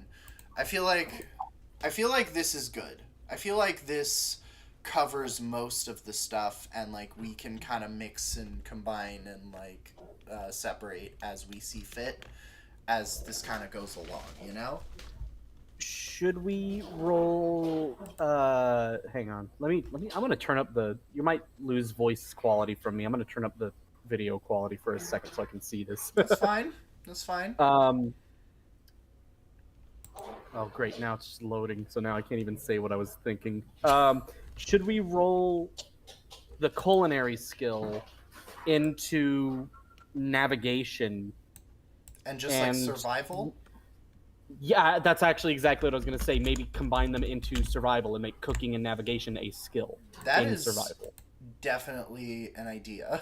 I like that a lot, actually. Also, I kind of feel like intellect could be rolled into ingenuity a little bit. Mm-hmm. Okay, that's good. We cut it Yeah, down to trim down the stats just a little bit. yeah. I like faith as its own thing, though. I'm keeping that. Faith is nice. Faith is like our luck stat. It sounds like. Yeah, a little bit. Like it's luck and like kind of holy stuff. It's got that kind of vibe, you know? Mm-hmm. Like divination, almost. Oh, bye. Let's see. Scales. Dark. Magic.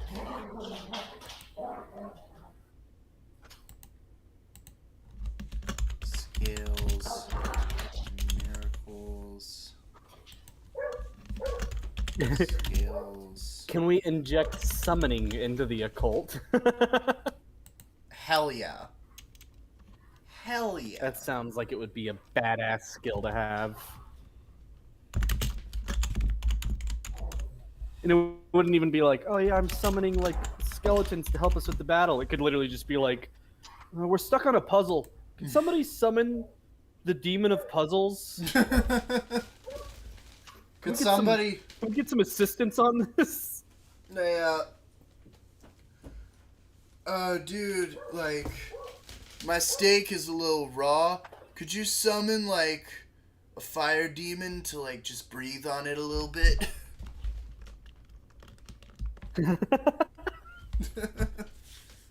Yeah.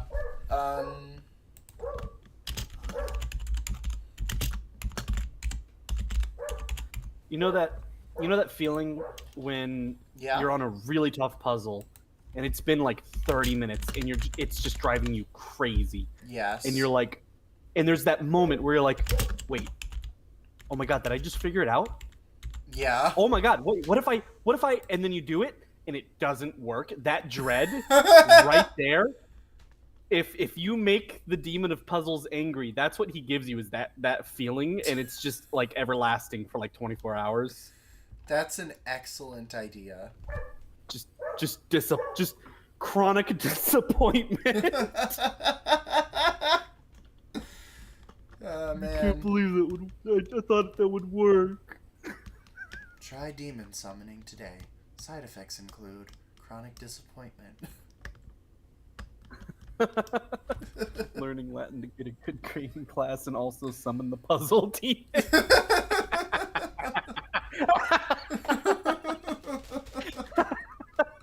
I kind of love that. Learning. Oh! Good one, BB. Good one. Oh, man. No, yeah. I mean, like, I really like this sort of stat line we got going. I feel like this is kind of a Dark Souls number of stats, and I'm into that. Um, let's see. Uh, hmm. So, like, in terms of what classes we might want, I kind of like the idea of classes in this. Like you were saying, you like we kind of might want classes in this. I kind of like that. Which ones? I'm gonna write because I'm gonna forget these if I don't write these down. So I'm gonna like paste them in the DMs, Okay, epic. or maybe I should paste them in the chat. Maybe you Which should one would paste work them in better for you? chat. I'll paste it in chat. Yeah. Epic. Okay. How does? Okay, I can't format here, so ignore that. That was just me experimenting.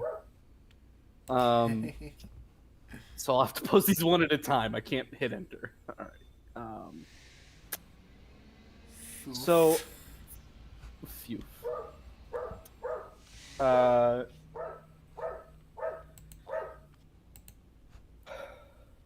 me let my dog in. He's distracting me.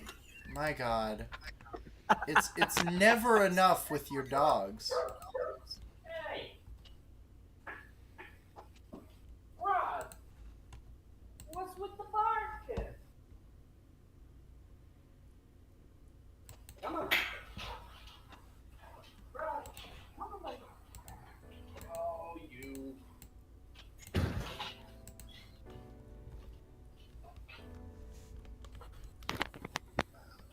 It was a filthy ruse. Oh, jeez. All right. So, were there any specific classes you had in mind? Can I want to. I want to start. I know this is a weird place to start, but I think it would really work in terms of like singling out like a certain specialization. Mm-hmm. Can I throw out skeptic?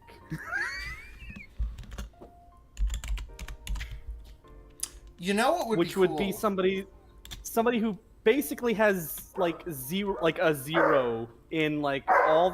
Hey, quit. In all the like occult style skills,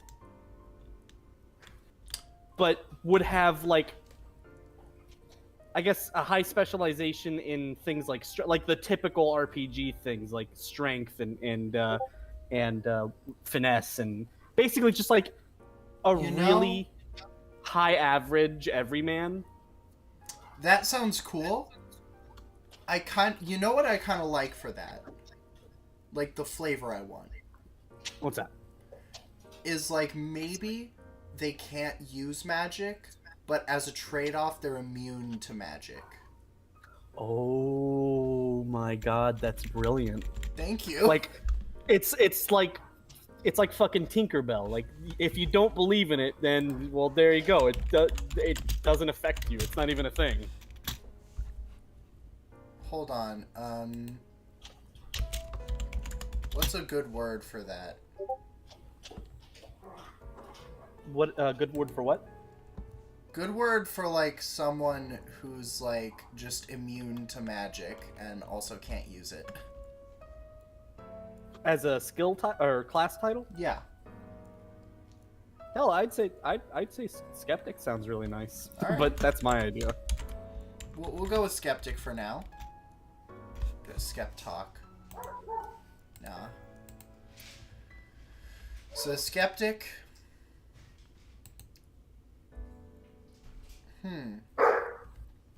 I feel like also. What other ideas did you have? Let's see. Well, I was thinking high in. Oh, hold on. Somebody hold who's. on. What do you want me to do? Oh, sorry. Hold on. I'm streaming right now. Do you want me to cook for you or not?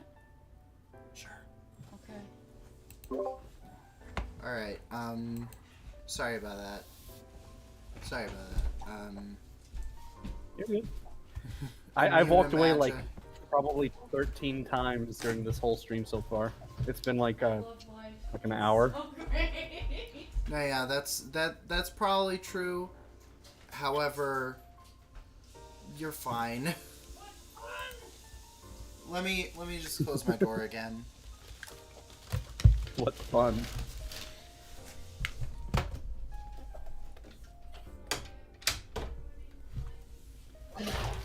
It's okay. It's okay. No, yeah. Anyway, so skeptic, immune to magic, but cannot use it. Then I think also like some sort of priest, like.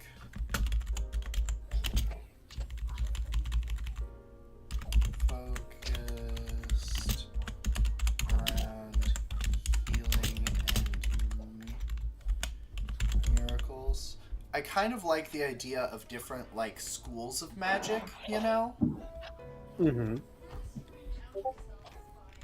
Like, miracles kind of being a separate class with, like, dark magic and spells, like, also existing as separate classes. If we have so we could have like a class that's like, oh yeah, like if you put hey if you put oh god, my words aren't No, it's working okay. right now. Come on, Brian, you can like, do it. almost like a voodoo sort of like spell casting, where it's like you use ingredients to create spells, right? But then you could also have a separate class which uses like a mana power from the mind, which is how you would get things like telekinesis, where you don't actually need a physical item to do it, but it just is drawn from the person it's themselves. That's interesting. Also, if you say it doesn't exist, then it can't hurt you. I'm skeptical about bullets. Good one. No, yeah, you were saying, though, about, like, component magic versus, like, psychic sort of magic. Mm-hmm. As an almost offshoot, I'd also suggest we add in. I'm not sure where it would fit on the stats page. Maybe ingenuity, but alchemy would be kind of nice. Different potions to make. Yeah. That'd probably be ingenuity focused.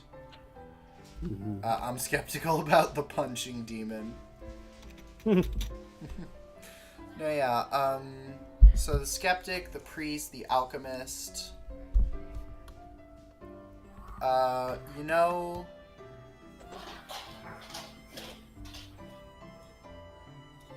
You know what I kind of like is, like, I think we need an occult-based class, you know? Mm-hmm. Like, one that's kind of, like, dark and, like, evil-looking. What about somebody just titled like the pagan? Well, I Hey, mean, hey, like, hey. pagans... But like in the... Well, I mean, like, pagans aren't evil. And, like, it's a very broad Right. term. Like, this class would specifically be like, you're doing some fucked up shit. You know? Oh, I see. I suppose it would be in bad taste and probably not fit in the setting to just say like the Satanist. No, yeah. Um.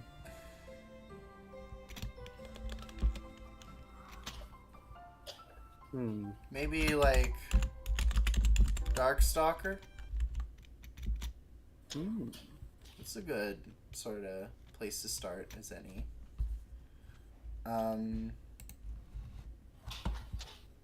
No, yeah, I just want to make sure the music's playing. I think also something that... The Fiend? Ooh, that's actually good. Ooh. That's actually like the very Fiend. good. I do like the Fiend a lot. Let's go with the Fiend. Let's see. The Alchemist, the Skeptic, the Priest. You know, like... Think an Executioner, like sort of a tanky frontliner that's like all about death. Ooh, can I suggest a name for that? What? Perhaps the Ripper. Ah, yes.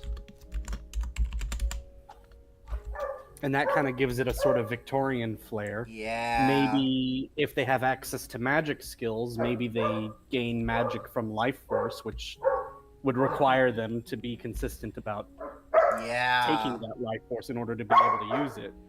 Yeah. But I really like that. So Skeptic, the Priest, the Alchemist, the Fiend, the Ripper. I threw in the Investigator, which I figured yes. would be more along the lines of Like kind Sherlock of almost Holmes. like the Skeptic, but without the immunity to any magic, and the fact that they can also lightly spec in the practical side of magic. Like maybe they wouldn't be able to use the psychic stuff, but like if somebody kind of shows them how, they can put some stuff together to cast a spell. So it's like they're more like the tool user. Yeah, that makes sense. Also for Skeptic, would anti-mage work? Ooh.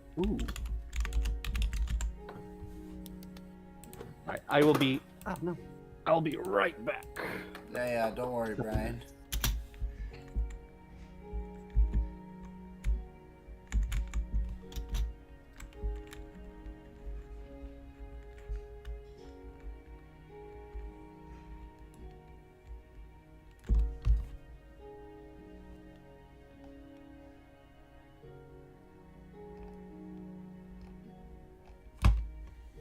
Yeah, I'm just gonna be here now.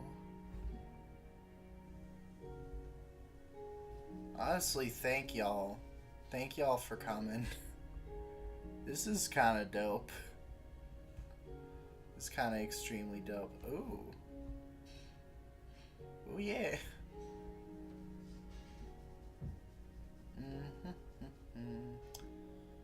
Yeah, thank you. Thank you very much, BB.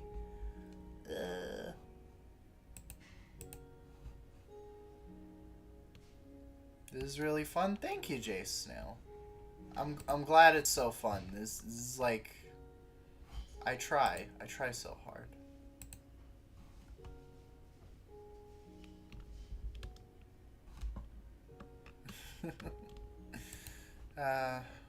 Yeah.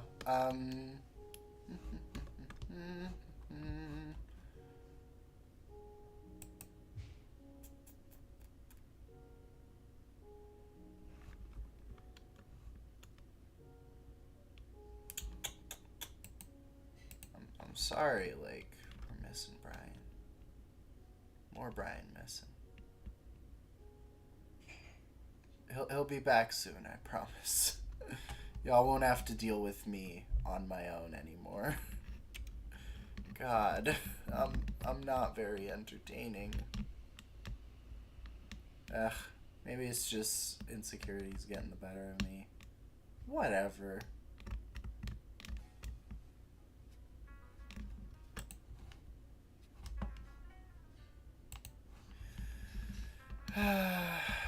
Naya. No. Yeah, I do gotta work on the whole confidence thing. You know how it is. Y'all know. Y'all know if you've ever been like, if you ever had issues with like confidence or whatever. Beat the insecurities to a pulp. I'm sorry if I can't spell right now. No, you spelled all that correctly. Honestly, dog, thank you. That's really funny. I'm glad you typed that. That's cheered me up a lot. But yeah. Let's see, in terms of like classes, I also have some ideas. Let's see.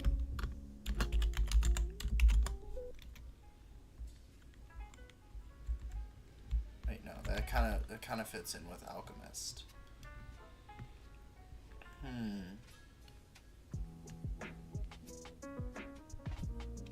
Let's see.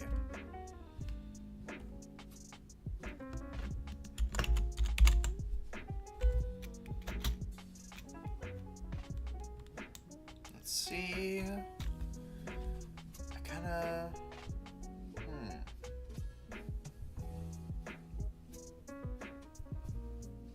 Doom opera helps my confidence. I don't know about y'all. What's Doom opera? What is that? I've never heard of that. I have never heard of Doom opera.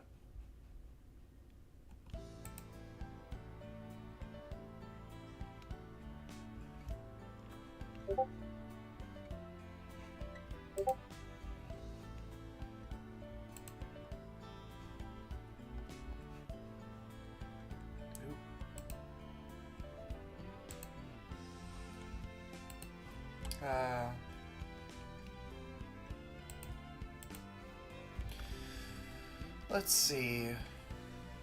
I'm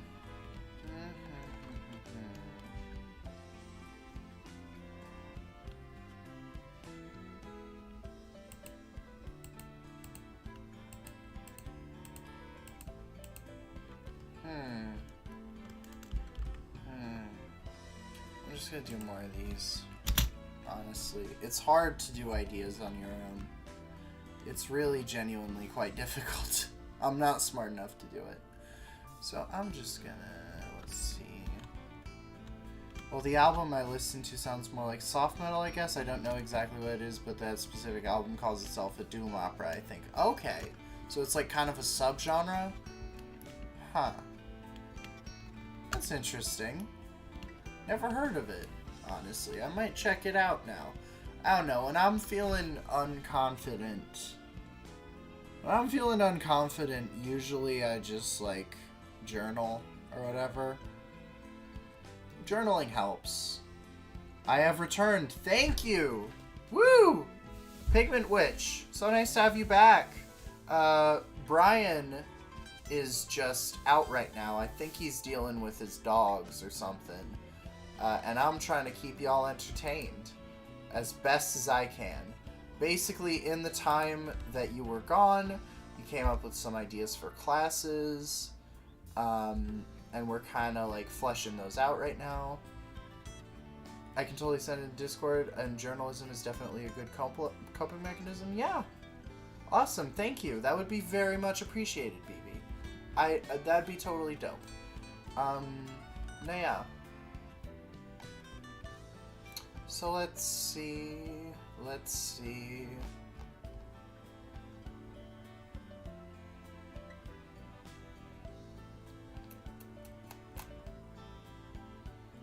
Yeah, cost from your pool.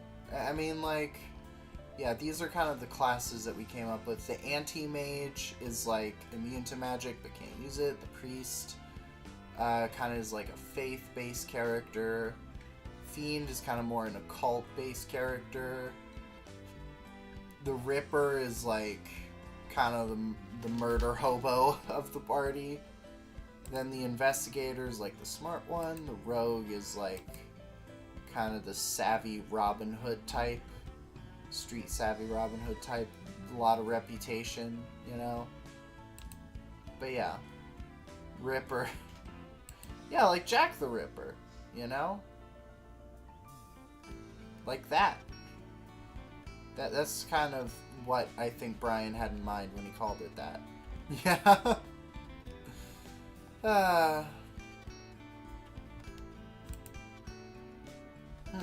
Maybe like a BRB hot chocolate. Oh yeah. Hot chocolate is excellent. I highly recommend it if you're ever feeling stressed, anyone. You know? I think hot chocolate is great.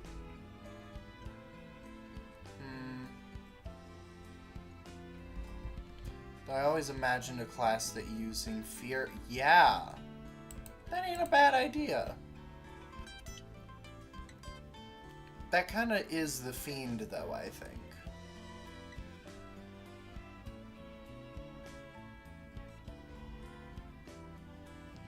I feel like that is the Fiend, who's just, like, scares people. Or I guess can scare people. I don't really know. But yeah.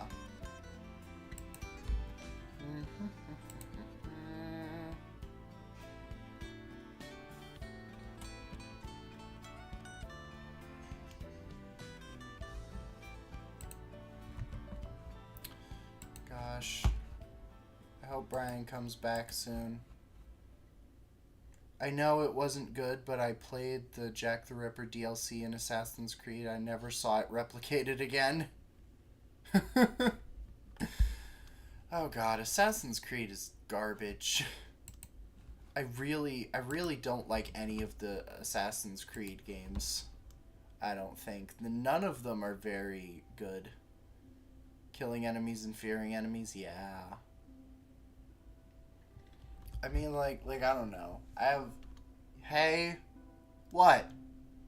What? Assassin's Creed 2? I didn't like that game either. I'll have you know. 3 and 4 are good? Eh. I mean, the one that I came closest to, like, actually enjoying was Black Flag.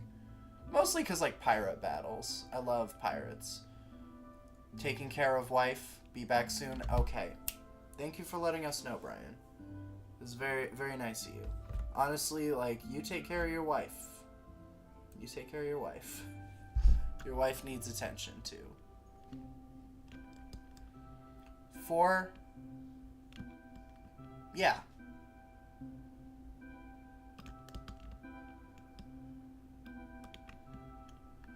Yeah.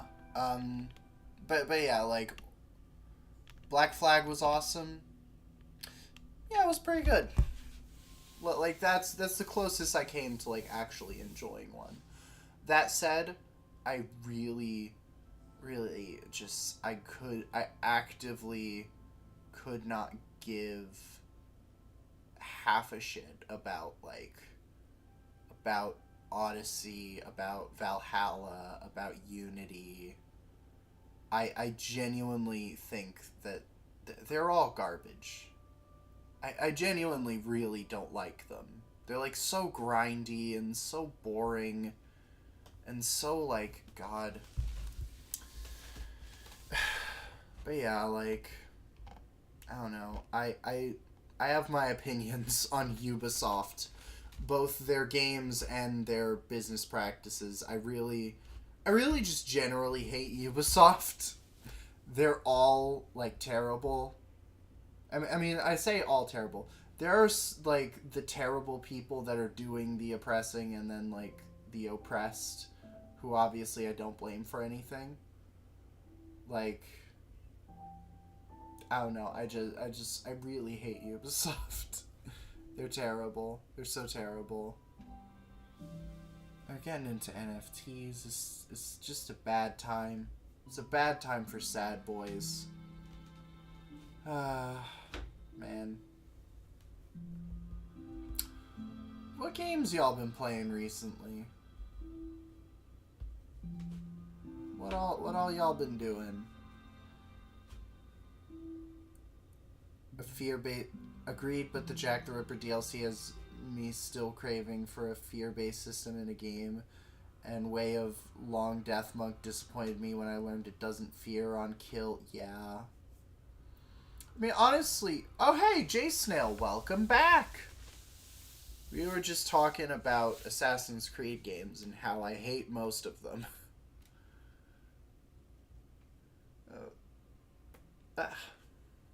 Sorry, just my neck was a little stiff there. But yeah, honestly, like, I haven't played any games in a while, been doing college and suffering.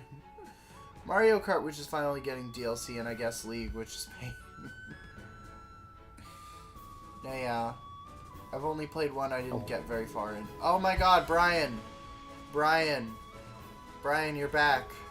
What brilliant, amazing ideas have you come up with since I've been gone? None. I just kind of was keeping track of, I was keeping chat busy a little bit. I was just, like, kind of vibing in chat, because, like, I feel like ideas are much easier for me to come up with another person. Or, like, I don't know. But yeah, I was thinking, like, of the rogue, but, like, less of a, like, specifically, less of like the sort of assassin-y, morally ambiguous rogue, and more of like the Robin Hood type. Maybe like athletic or acrobat. What are Yeah. you doing that's making so much noise over there? Hey. Oh yeah, maybe like acrobatic, like with a bow usually, just kind of hanging out in the woods. Ooh, maybe Maybe what? I don't know, maybe like nomad Maybe. or sorry, the word just popped in my head. What? Just like the hobo class. You know, like, so Ranger and yes, it's Mario Kart's getting DLC apparently. Yeah, Ranger works. Ranger works. Mario Kart Remastered map DLCs, that's dope. And then also the Merchant, I feel like the Merchant is pretty good for that. Then, actually, you know what? Oh, else? Culinarian. Oh. The phone. Oh. Let me grab that real quick.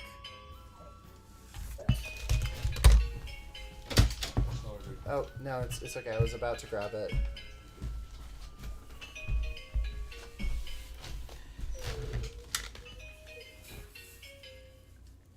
I feel like Bard should be expanded somehow.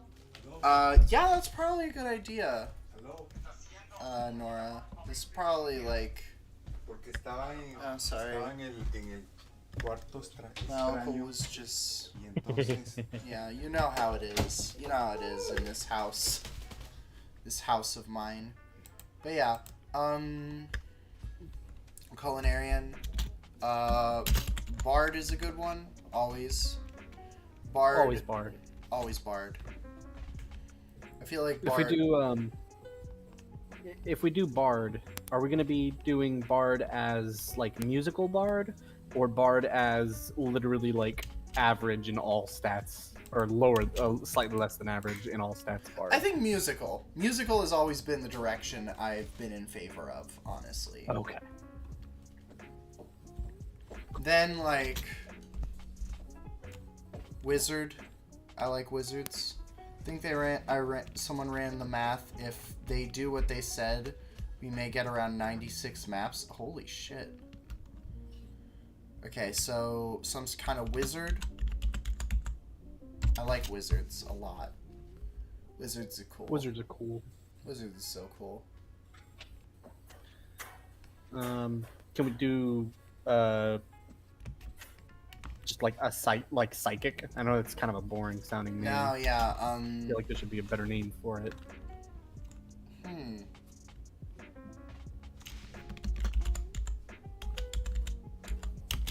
Foreseer? Maybe. Oh, maybe Oracle. Oracle sounds kind of nice. Oracle is good. Seer, yeah. Time for my brother to work on his Mario Kart speedrun again, I guess. Yeah. So these are all kind of... Yeah? Sorry, I was looking at synonyms, and one of them just says transcendent. I'm just imagining like how much more like high and mighty one player could get knowing that their class is transcendent. Man, Transcendent sounds like one of those shitty YA novels from like the mid-2010s. It's like a sister novel to a sister novel of... No, yeah. It's transcendent, iridescent, and like some other ent. And they're translucent. Translucent, yeah. And they're about like people who like live with blindfolds on or some other bullshit. Everybody has bad teeth. Ascension. But the main character doesn't. No, yeah, I love that. I love that skit. I love that skit that they did on Characters Welcome. So good. Everyone's teeth are fucked up except for mine, and my name, Crest.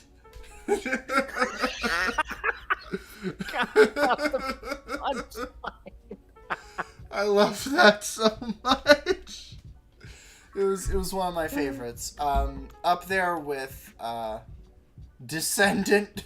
Oh, Descendant would be like the distant sequel that's written like 10 years later. That's like about like the grandchild of the main character from the original Yeah.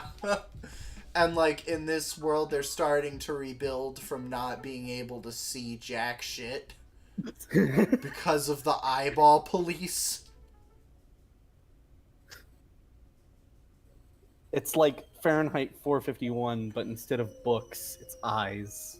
Why a character wears a Actually, quirk? that sounds kind of horrific. That sounds kind of terrifying.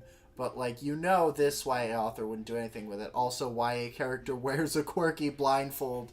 And in the end, they become a god and fly into the sunset with the typical YA boyfriend. Do you think, like, one of the characters would be named Plato and would, like, completely reject everything, like, all the revelations that the main character... No, yeah,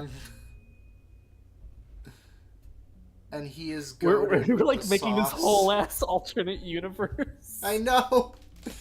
This is probably gonna be a highlight clip. Like I gotta make highlight clips of the last stream. I'm telling you right now, like we're gonna like there's gonna be a video about how like we made a YA novel. Sauce. And he's goated with the sauce. What the hell? No, yeah, let's see. Anyway, YA novels. That's good. So, I feel like a good place to start with all this would be... Hold on, let me pull up Miro. Writing it right now. Did you just say Nero? Miro. M-I-R-O. Oh, okay. Okay. Hold on. This is outdated. This is initial planning.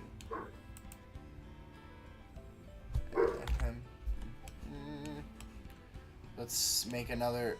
This is... Okay. So this is our first class.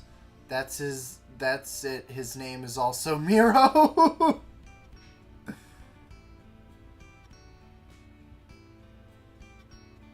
Because his family makes mirrors. Oh, wow. Oh, good lord. Oh, no. And then, like, one of the chapters, like the book, like, begins with, like, how normal life is in the way that it is in this universe. But, like, halfway through the novel, when he starts to have doubts, the chapter ends with him looking at one of the mirrors that his family made, and it's just, like, staring at his reflection, and that's him, like, that's the moment. Where he realizes everything. No, yeah, but then he has to put his quirky blindfold back on to go outside. Wait, why does his family make mirrors if everybody has blindfolds? I don't know. Maybe because the eyeball police don't go into your homes. Because, like, it's fucked up, but not that fucked up. B&B just frantic. Just like, I gotta write it now! That's awesome. If you write this...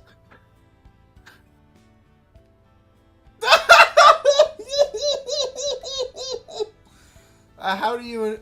Okay, we may make mirrors, but mirrors are only for the rich, and we are forced to make them blindfolds. How do you enforce that? You don't. That's the point of this YA novel, is that they don't really think through the metaphor. So if the... So that would mean that the eye police have to not wear blindfolds, because they'd have to be able to tell who is wearing a blindfold or not by seeing if they are, unless they're just going around, like, touching people's faces.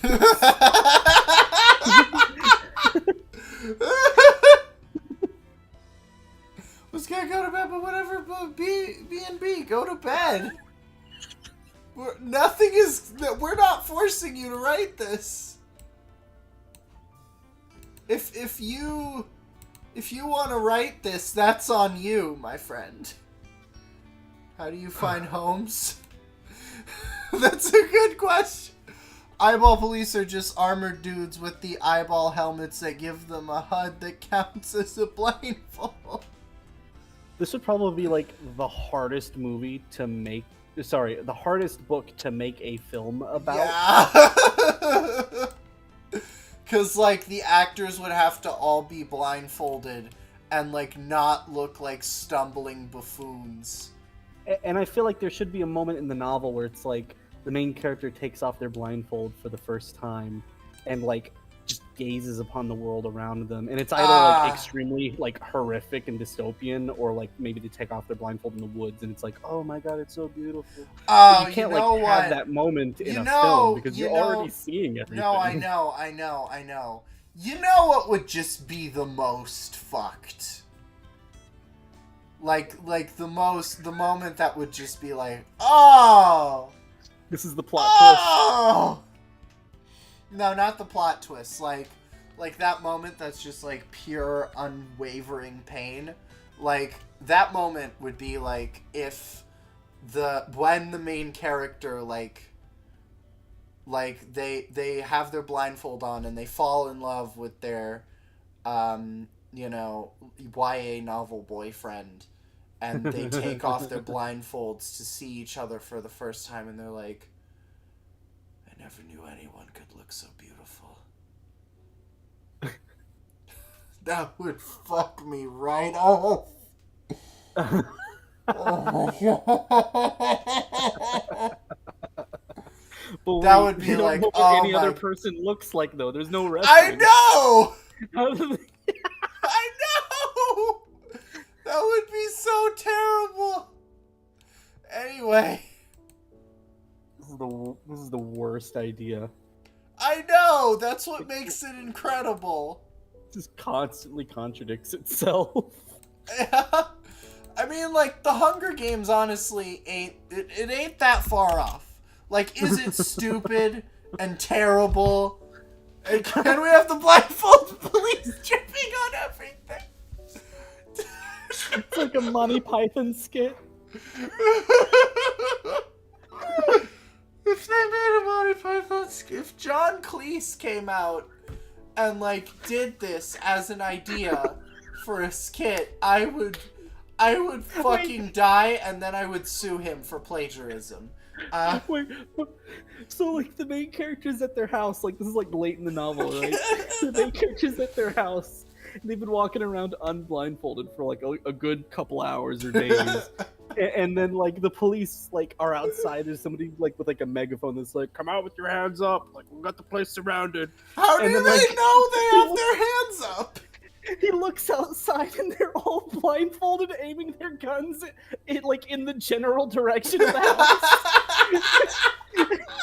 And so he runs away, but they don't know he's running.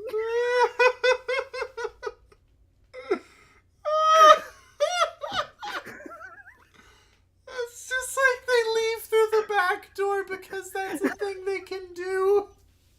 He just, like, walks past some, like a crowd of police.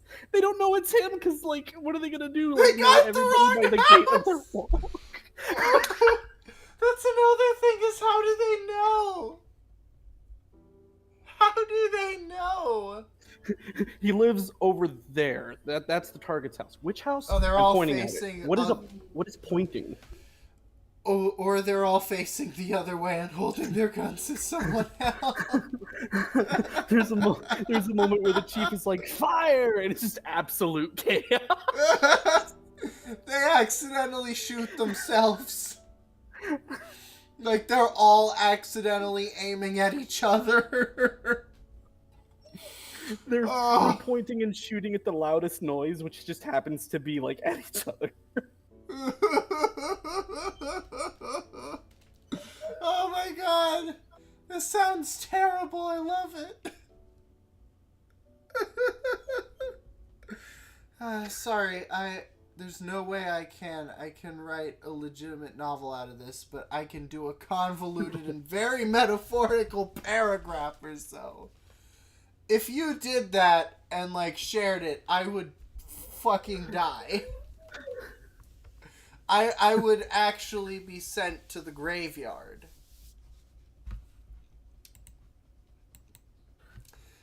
Anyway, they hear a bystander on jog and chase them, running all over the place. Oh, you could just literally run circles around the blindfolded eyeball police. Benny Hill music starts playing. Whacking his back. Oh my god. Fucking vaudeville music. I think we accidentally stumbled upon a gold mine here. I think we did. I think we genuinely made. I think once we make this movie, critics the world over are gonna look at it, they're gonna watch it, and they're gonna be like, well, shit. And then they're gonna take their DVDs of Casablanca and Citizen Kane and throw them in the big old trash garbage because clearly they have just seen the only movie that fucking matters. Okay, they start. Okay, wait. Nora sent me a thing on Discord. Hold on. Hey, what's going on? Oh, that's excellent. Can we be a modern day Monty Python? I hope so. I hope one day that happens. I'd love to, but I don't know that I could. They end up chasing each other because there is too much noise and they can't tell who is who. God, oh my god, this is just excellent. I love this so much. I love the idea that it starts out completely normal and just devolves. I know. I think this would make an excellent movie, honest. I hope you like the Eyeball Police. I love them. I love them so much. I especially love the idea that they have this big giant eyeball mask on their heads. But they can't see jack shit. Oh. It's like their building also like the police HQ has like a giant insignia of the eyeball on it, but it's so large that they couldn't like map it out by feel. So it's like tilted, or like it doesn't really it doesn't look like what their masks do. It's just off. There's like one whole line completely missing. It's just well, like... Trainer Black, do they even need a uniform? How did they make the eyeball? I don't know. How did they not destroy their hands with hammers, like nailing in all the wood? How did they know where to put their power drills? Maybe they have robots. How did they know how to use power drills if none of them can read? Well, Braille books. or audio books. Audio books would be fucking great. Because it would be like, as you can see from this image, figure A is pointing at the like. God, I'm a wreck right now.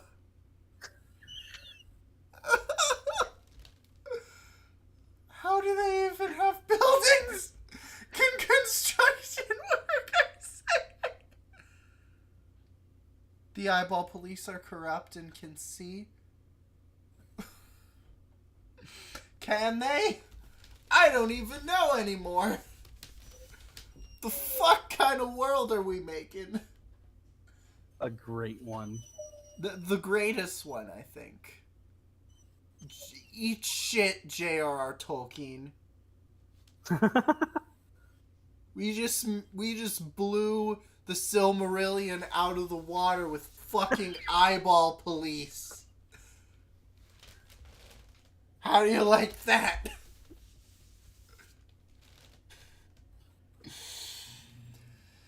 Then we can't What's have. the what's the Okay. opposite of transparent? Opaque. Opaque.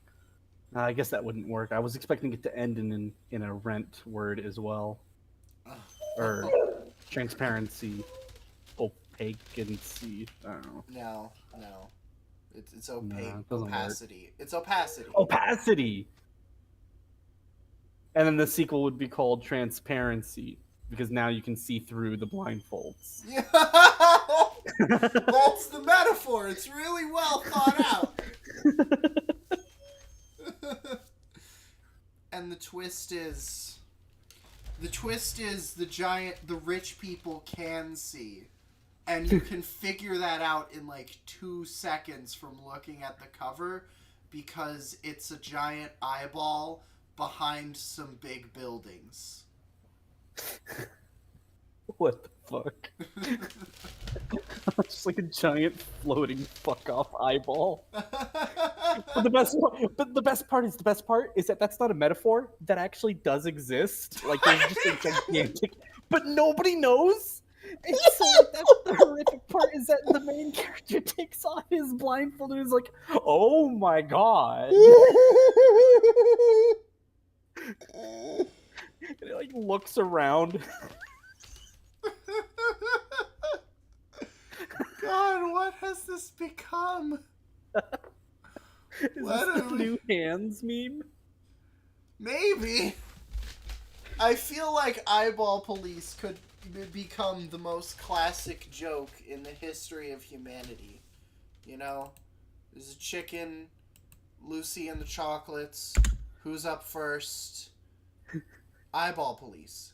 Mirrors are literally only for the rich because they don't have blindfolds. Hands and eyes. Yeah, I mean, at this point, like, we're gonna have a meme eventually about teeth. I feel like. It's inevitably gonna happen. But anyway. Oh god, teeth are the worst. No, yeah, I hate the fact that teeth have to exist. Why aren't they just regular bones? Like, what the hell? I don't know. Why anything? Anyway, I think we were supposed to be making a tabletop RPG somewhere in the midst of all this.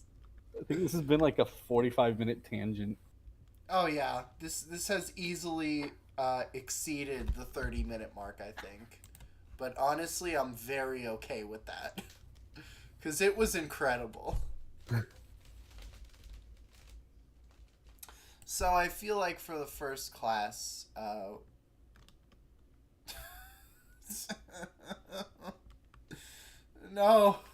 Trainer Black's got the right idea. Yeah, eyeball teeth with hands. That's the next Pokemon. That's the next Pokemon. That's the next. Oh my god, that sounds horrifying. I hate it. Fucking. It's like it starts out as just like an eyeball, like, and it rolls around, and that's its like attack, and then it grows the hands as feet so that it can move around better. That's its evolution. Oh, that's and then the last terrible. evolution grows the teeth, which ups its attack. Oh my god, that. Oh, that's. Oh, I get it now. I see. I mean, I still. It's. So does it. Oh. Anyway. That's all it does. That's all it does is see and feel pain. That's all it has is vision and agony. Can't blindfold police. That's the tagline for the book. You can't blindfold police. Oh, you know what the tagfold. You know what the tagline for the book should be for like the movie or whatever? What's that?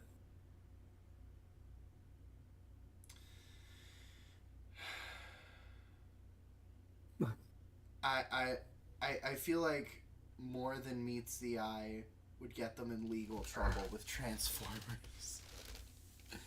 But I don't know. This is not about being able to see. That's also a good one.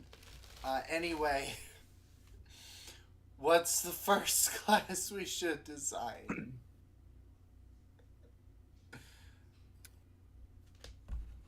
Holy shit. I'm at a loss. No.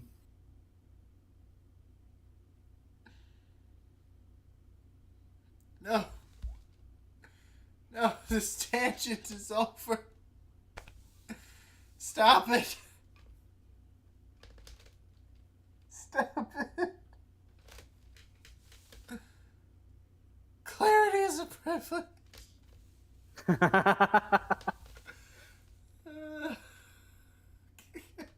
Oh my god, is that why it's called clairvoyancy? I never even connected the dots to the root word. Yeah. Hanjitsu monk. Oh, that's not a bad idea. Anyway, Admiral Cosplay is suggesting that the first class be Gabwera Guera Ger Gusager. I don't know what that is. Giguera Gugusager. I don't see that in chat. Gabwera Buera Ger Gusager. Oh. Gabwera Guera Ger. You know, upon careful examination, I think I don't get it. But like blindfolded sniper. Oh. My God. My God. Y'all just aren't gonna let this die, are you? Chief reaches for his radio. My sniper's got an eye on him. I mean, he doesn't. Aye, aye, boss.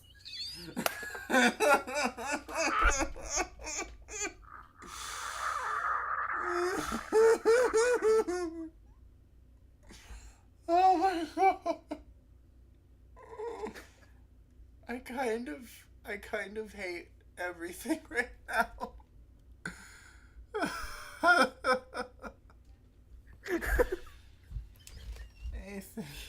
Anyway. I'm sorry about that. That was my last one. I can't do anymore. Okay, yeah, I think this joke has gone on long enough.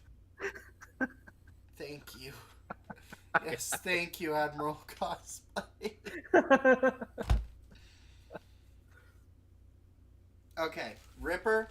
Trainer Black is suggesting Ripper. Sure. Sure, why the hell not? Okay. As good as any other one. Yeah, it is. So, do we want levels? That's a serious question. Do we want levels?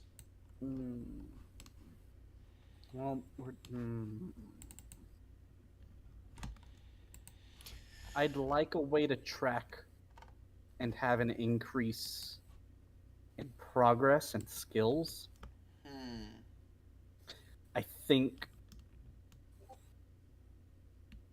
if we're gonna do something that's non-combative focused, though, Yeah. I think we should use some kind of different tracker than experience points gains from battles. Yeah. And I think going like the gamer route and saying, oh yeah, you get experience for every time you use a skill, I think might be a lot to keep track of. Might be, yeah.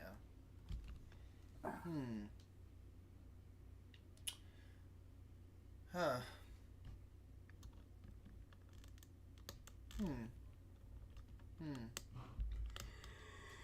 What if no well what if we go the Fallout route? In what sense? Where you get experience for just not combat specifically, but just various things.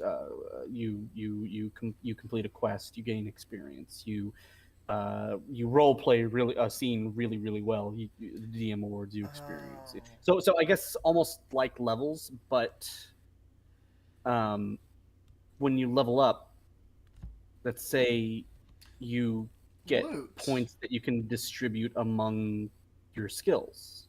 Trainer Black is suggesting loot, like as Ooh. a way to track progress. I kind of like that. So you gain more like tools, and if you're a sorcerer, then you could get more material to cast different new spells with. Exactly, that sort of thing. You know what this kind of reminds me of is like what? What if it's in universe? What do you mean? Going off of Trainer Black's idea, what if it's not like levels, right? What if it's like promotions, because it's a school setting, and then whatever the post school setting is supposed to be. If they're all training to do this, whatever this specific paranormal job is supposed to be called, what if the more that you show initiative in the job, you get promotions, and that gets you access to higher level and higher quality gear and stuff. Yeah, exactly. So it's not necessarily that you yourself are getting better. You're just getting the better stuff because your job trusts you more. So it's kind of like Monster Hunter in that sense, whereas like your stats are mostly. That's like a perfect analogy. Monster Hunter. Yeah. Yeah. No levels, just loot.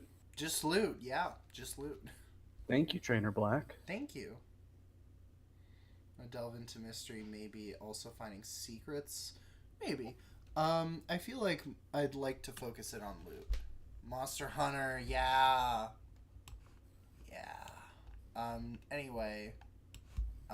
Maybe we could go almost literally into Monster Hunter and make a lot of like the spell crafting and tool making be based on whatever creature of the week.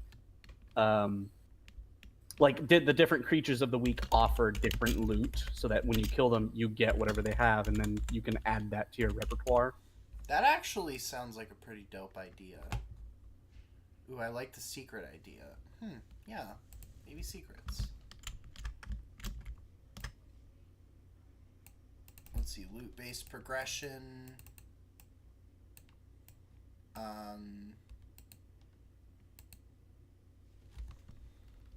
So it's like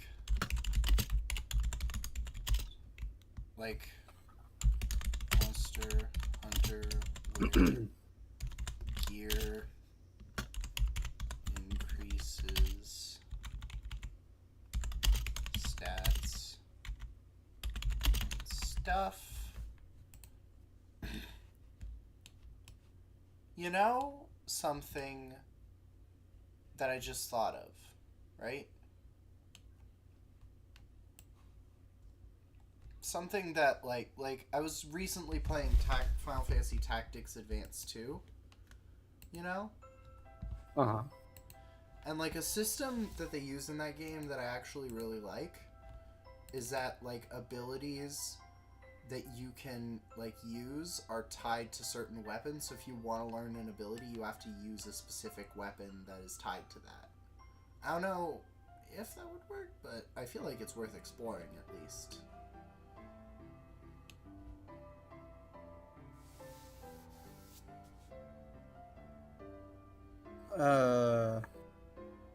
I'm sorry. I apologize. I kind of blacked out there for a second. No, it's okay.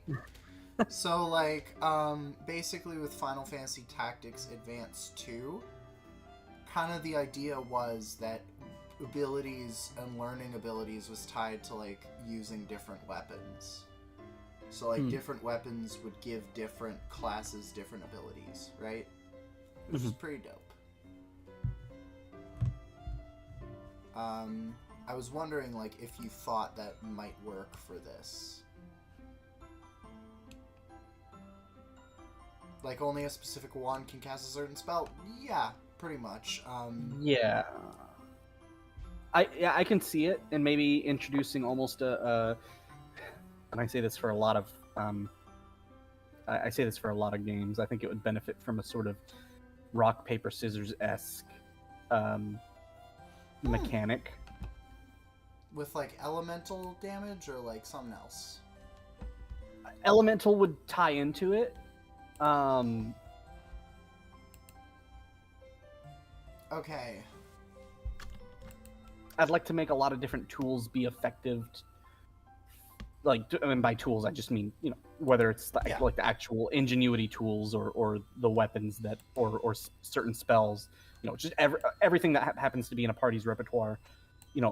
A bunch of different things would be effective against a bunch of other things, but some things would be completely, say, ineffective. Yeah. So you'd have to kind of keep on your toes and kind of learn about. Now I'm kind of getting a Call of Cthulhu feel about this. You ever play Call of Cthulhu? Oh, no, I haven't played it myself, but I know a lot about it. Kind of that investigative aspect to it specifically, where it's like you better, before you face your enemy, you better know what you're getting into. Right. I guess that would also kind of be a Monster Hunter thing, wouldn't it? It would also kind of be a Monster Hunter thing. Shit, are we just making Monster Hunter? We kind of are just making Monster Hunter, and I'm perfectly okay with that. Honestly, I'm gonna ask a pretty radical question. Do we even need classes? I think they're a formality. I think they're a great way to look at examples of characters that have been created. I think what we've done so far is essentially create potential characters. Okay. But I don't think they're gonna be necessary. I think you're on the right track there. Maybe like instead of having like classes just be this rigid thing, maybe it's like they could just act as we could just like call them character templates, Yeah. Maybe some of the finer It could be kind of like less the classes in like something like D&D or like Final Fantasy or whatever, where it's like they kind of predetermine your role, and more kind of like Dark Souls, where it's like they determine where you started and stuff. Exactly. And, they're more of a template than like a specific like kind of character. If I can make a suggestion in an added mechanic here, I don't know if this is going to be too much. Yeah.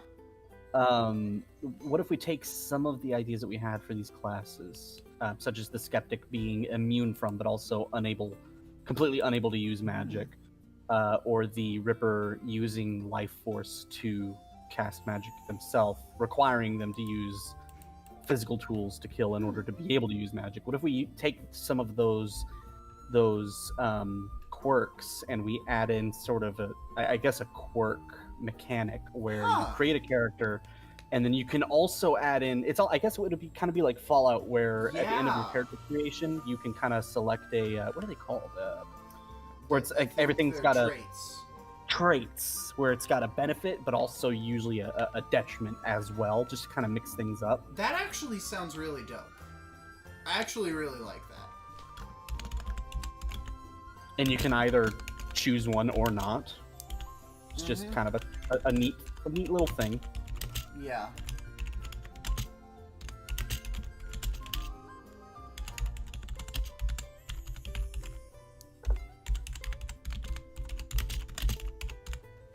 Yeah, I really like that, actually. I really like that. I think I'm gonna do that, honestly. Thank you. Ooh, I thought some of those ideas might be preserved. Yeah. I honestly like these ideas for character archetypes. I just don't think like a rigid class system would really fit, Ayo, I'm kind of vibing with the music. Yeah, this is the Bravely Default 2 OST, in case you're wondering. Like, not all of it is. I can I can publish and link to the playlist if y'all want. But honestly, it's just like it's not much. It's not it's like it's okay. I think. I'm gonna make some popcorn real quick. I will be right back. Okay. Okay. But yeah, I like a detriment to the game. Makes it more challenging. Hell yeah. I think that would be really dope.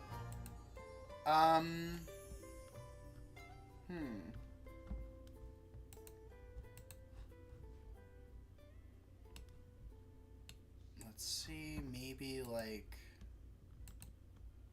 So...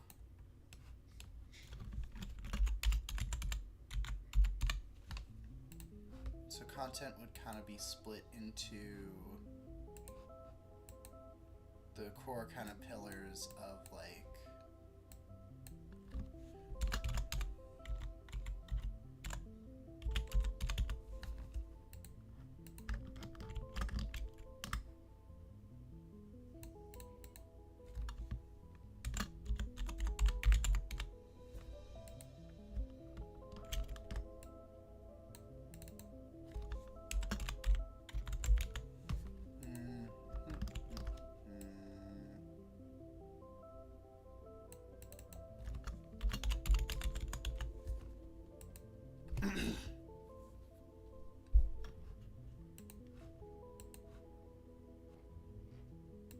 Let's see. What monsters we thinking?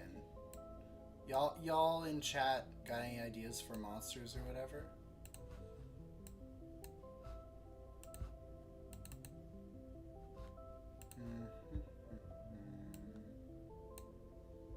Let's see. I can think of a couple, like, I'll be the monster. Nah, you're not a monster. You're a cool person, Jay Snail.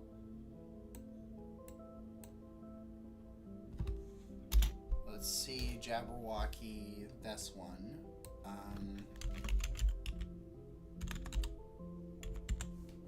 Brain machine broke. Nah, you're alright, trainer, honestly.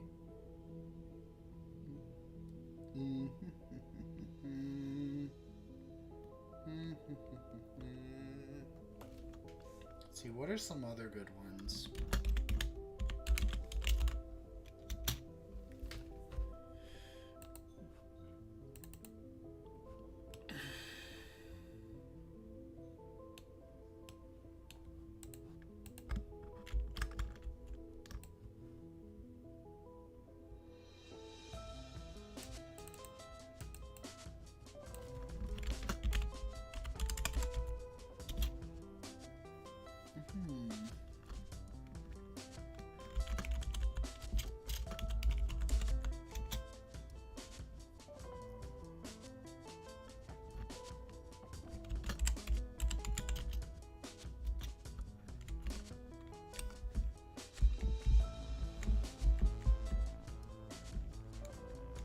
Sasquatch, yeah.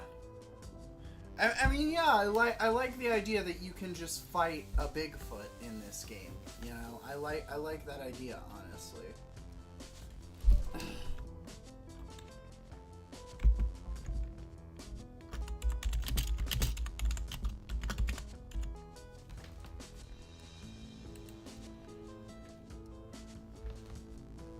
Snowman, but with human arms and hands.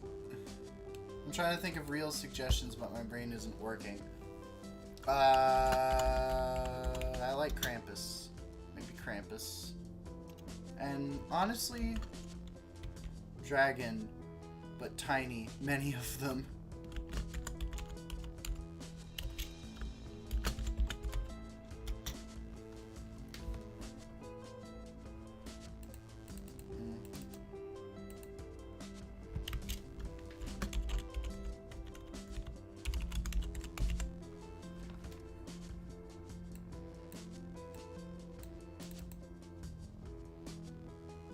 Let's see.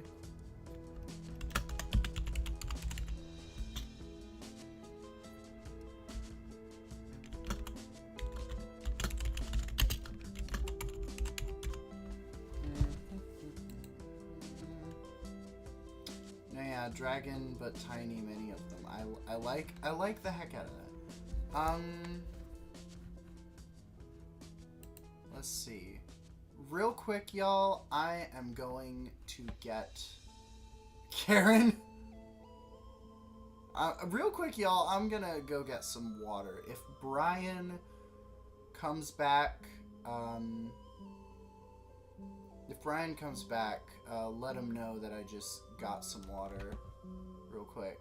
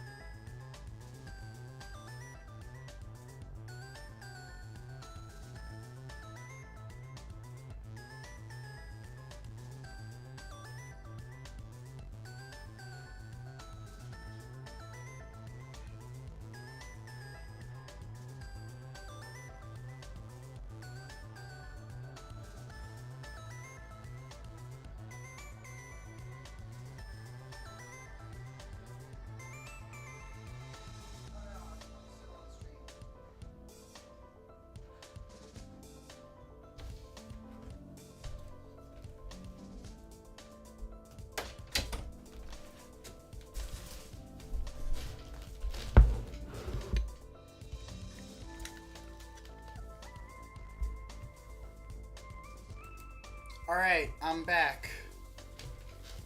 Biblically accurate angels actually sounds really cool. Thank you for the idea, Pigment Witch. I really like that.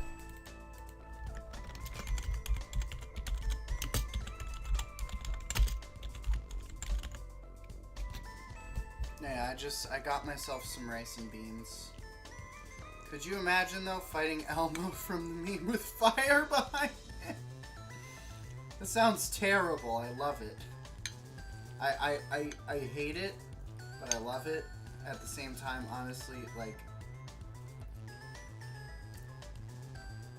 I have complicated feelings about it.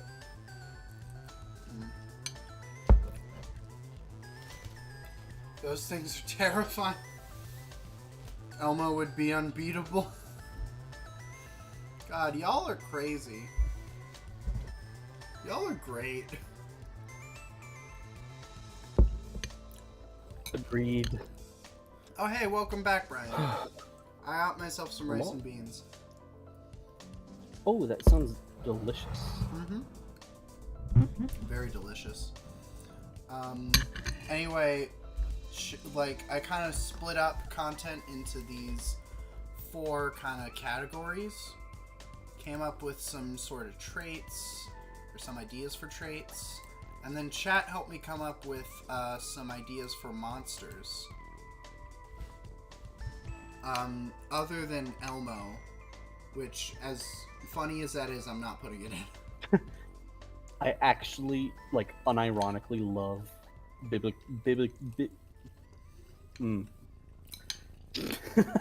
Yeah, biblically accurate angels. Accurate angels. I feel like I was trying to speak another language there for just a second. No, it's okay. No, I honestly genuinely love them too as an enemy. They sound really cool. can I make a suggestion? Yes.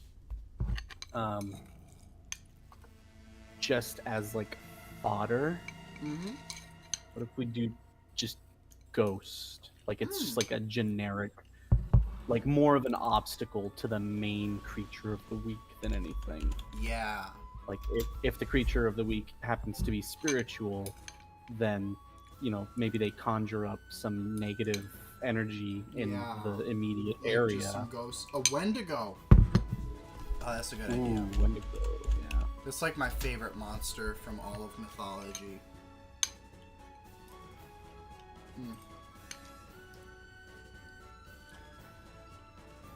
No, yeah. I like ghosts as a sort of fodder enemy.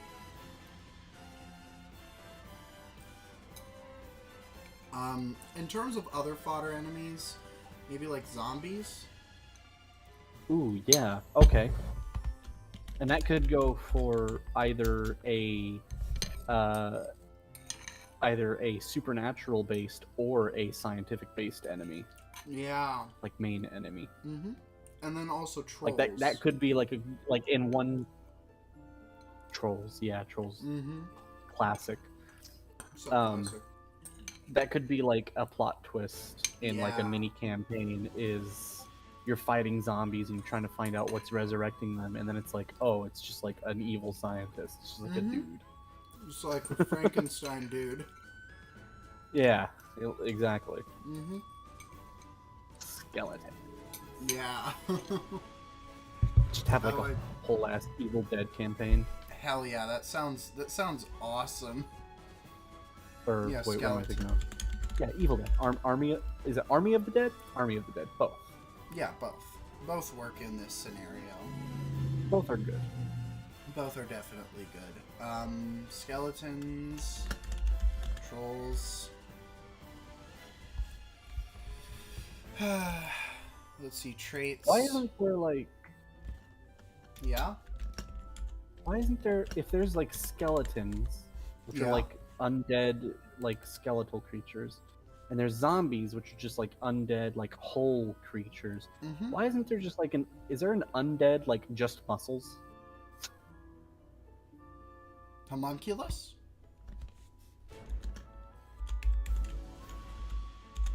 Did you say homunculus? What? Homunculus. Homunculus with an H. Homunculus.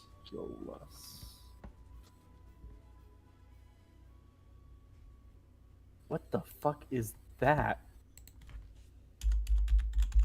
What am I looking at? Oh yeah, it's like when you try to make an artificial human. Oh my lord, it's terrifying. I know, why are its hands terrible. so large? I don't know, but if you know one thing about chat, it's that they fucking love large hands. I shouldn't have said anything. You shouldn't have said anything, no. What the Undead fuck circulatory. is this? I know. I'm gonna DM this to you because I was looking at homunculus images, and I came across this, and I kind of love it. Let me see. I think oh this yeah, Mona Lisa. It's Mona Lisa, but it's an elephant seal-looking motherfucker. What the fuck is that? No, yeah, that's if that's not a being of pure flesh, I don't know what is. Yeah, I guess it is kind of what I was asking for. Is yeah. Be careful what you ask for.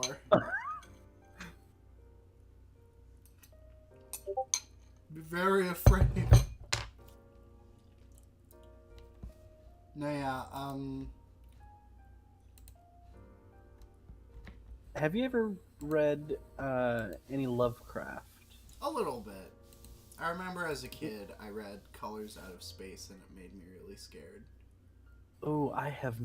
Oh yeah, The Color Out of Space. Yeah, I have. That's a good one. That's a really good one. It's a good one, yeah. It's definitely a very good one. I keep thinking of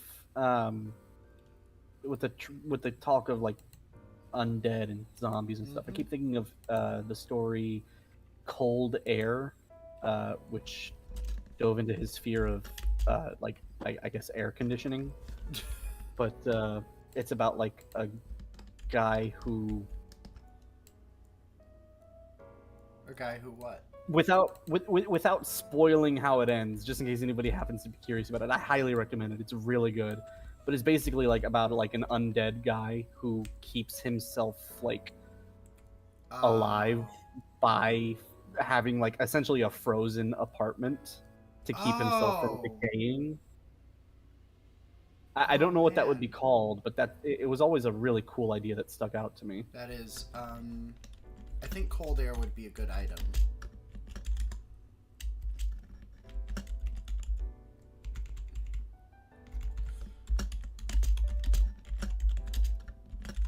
Like cold air sounds like an item, you know, to me. Jar of cold air. Yeah. it sounds so innocuous. But then I'll be right back. Okay. Yeah, Bobo.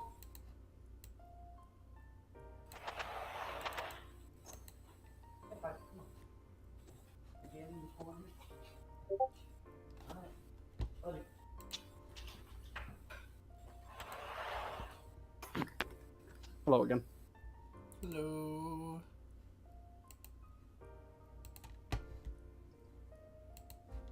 All right. Jar of cold air. Let's see. Oh, wait, I forgot another sort of thing of content. Which is spells. Yeah, that would be a good one. Yeah. Spells and skills. That's probably important for a game centered around magic.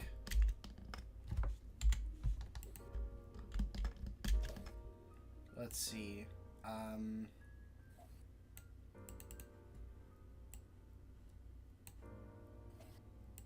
Yeah, I like the idea of there being like different classes of magic, you know. As I said.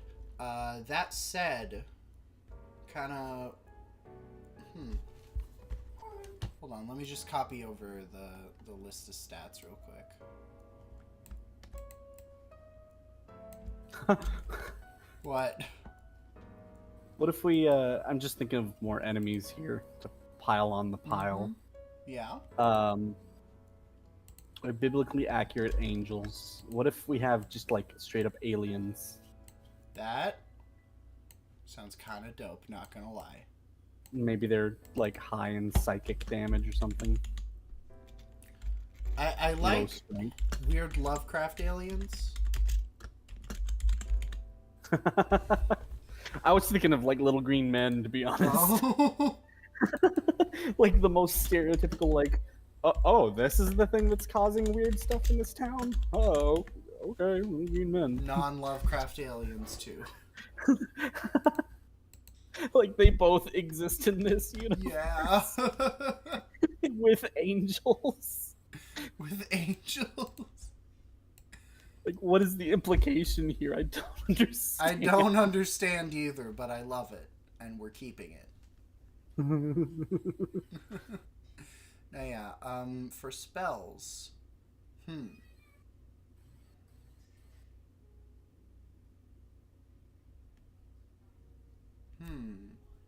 What do we want for spells? Let me see. Actually, wait. Okay, so designing our first kind of piece of equipment, I think, would be a good idea, since that's kind of what the game centers around. The angels want to stop the aliens. They're like actual enemies. Like, can you imagine like the Archangel Michael like flying down and just like impaling a little green man on his sword? No, yeah, Gabriel fucking fire sword all directioning a UFO.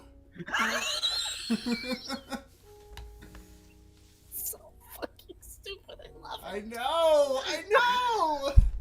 But don't know what an alien looks like, but they also fight the students.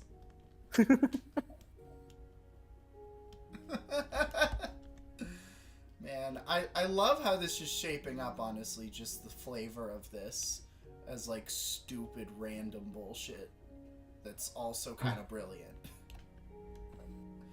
Anyway, first piece of equipment. Hold on. Let me... So, sort of... How's about, like, there's a monster, right? Which monster do we want to design first?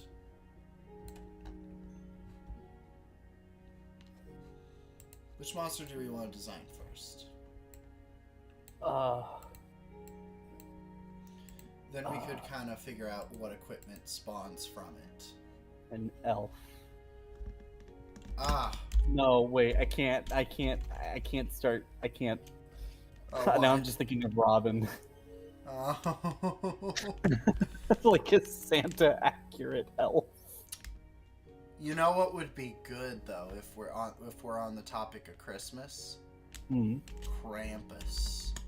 Krampus, yeah. That's a good sort of place to start, I think. I'm not gonna lie, I don't know anything about actual Krampus, so this might be somebody else's expertise. Okay, well then we don't gotta start with that. Okay. Let's start with something that we're both familiar with. Maybe like, What about oh my god, what is it? The ghost that throws things. Poltergeist. Poltergeist, yes. Poltergeist would be cool. Gonna go to bed now. Good night, y'all. Thank you so much, B&B, for coming. Thank you so much. You're highly appreciated here. I hope you know that. Sister 19 lol online. What? Oh. Good to have you, Faboish. Good to have you on here, nonetheless. Is that spam? I think? I don't know. Of course, B&B. You have a good night. You have a good night. Anyway, so in terms of how combat works, I think the important thing for monsters is their HP, ward, dodge, pool.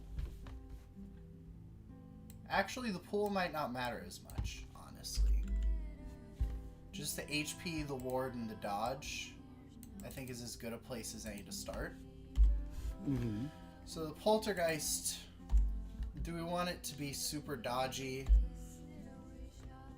I feel like it should be dodgy, but not wardy. Wardy is magic damage, and dodge is physical damage, right? Right. Like how sensitive they are to that. Yeah. Exactly. I think you're right. I think if you're trying to punch and kick a poltergeist, you're gonna have a bad time. Yeah.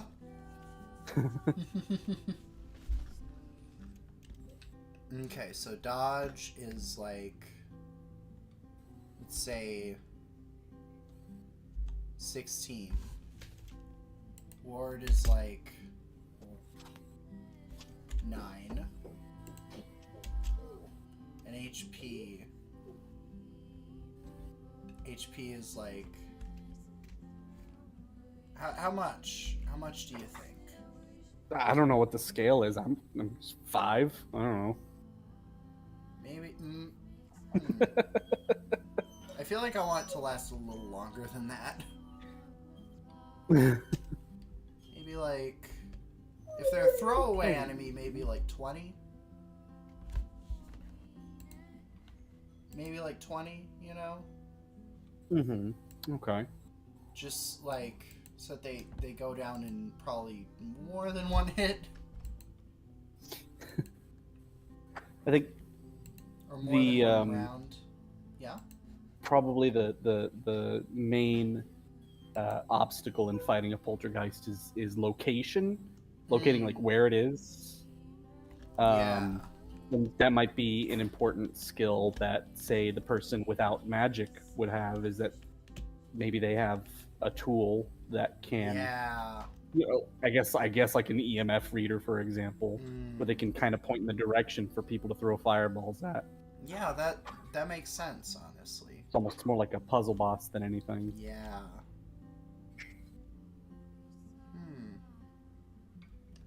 Let's see. Maybe like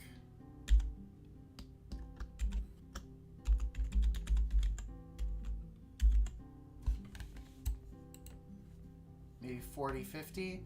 That's actually not a bad idea to bump up its HP a little bit. We'll say 40.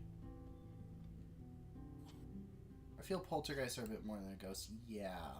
Maybe a ghost would have 15 or 20. Yeah, maybe a ghost would have like 20. A poltergeist has like 40. Ooh, I just thought of another enemy. Yeah. What about I guess it wouldn't be a well, first of all, changeling. I like changelings. Yeah, Those I are like cool. changelings too. Sow some discord.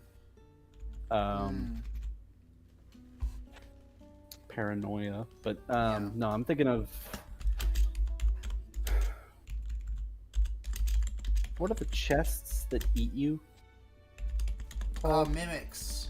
Mimics, but like not just treasure chests. Like, what if it's a mimic that can like change? What if mimics whatever are item like it a happens whole to be? class of enemy? Could you imagine walking into a house and the house is infested with mimics? Oops, all mimics. Yeah. Like what if that would be a fun campaign or like a fun one shot if y'all were like exterminators but for mimics? That would be Could you kind of imagine dope. walking into a house and like hearing all the stories about how haunted the house is and being like, it's a poltergeist because it's items that are attacking people, that are being thrown at people. And then it's like, no, there's just dozens of mimics. This mimics are just like detergent. I like the idea that mimics are just like cockroaches. Like they have 1 HP, but it's like you have to find it. I know. And it's like some guy picks up his coffee cup and the coffee turns into a mimic and it's like, oh, god damn it! Janice, get the mimic spray!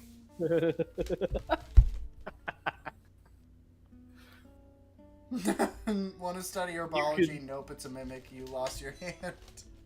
You could have like false loot where like you defeat a monster and you look into like a hidden room and it's like, oh look, there's some wolf's what is it, wolf's glove, foxglove. There's some foxglove in here for the spells, and then you pick up the potted plant and it's like it's like ah. Yeah.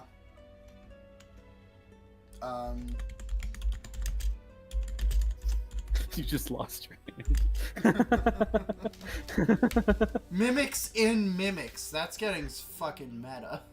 What would like a base mimic look like? Would it be like a little black blob, like Venom? I feel like it'd be a little black blob with like a really big cartoon eyeball. Oh, here come the eyeballs again. Yeah. Oh, now I'm just thinking of the molded from Resident Evil 7. Yeah. I guess like a very small version of like a molded. Yeah. Like a head. Just yeah. Like,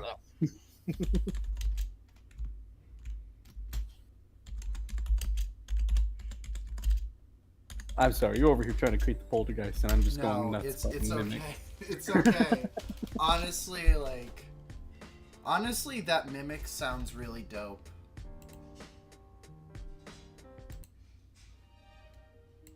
That mimic idea sounds like really interesting. I really like that. Characters with low sensory can roll each turn to see it. Let's see. And then they throw things at people. So maybe their attacks are limited to whatever objects happen to be in the room. Mm-hmm. Don't enter the study. There's a hunting rifle hanging on the wall. No, yeah. But if you like enter like an empty room, it's just like powerless. It's like a jail cell. Yeah, that actually sounds kind of interesting.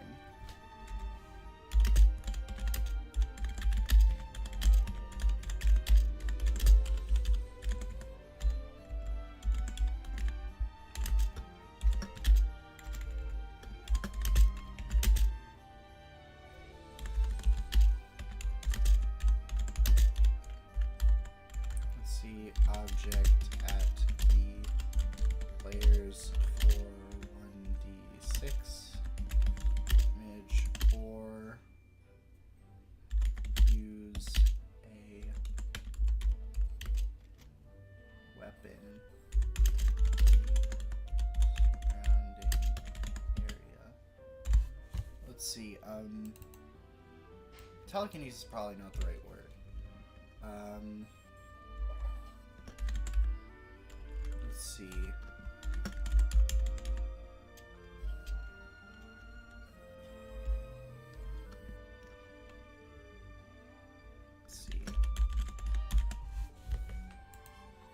I like that.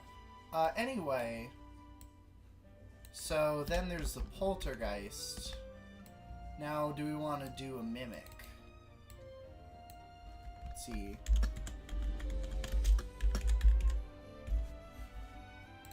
Oh, hey, also, totally forgot.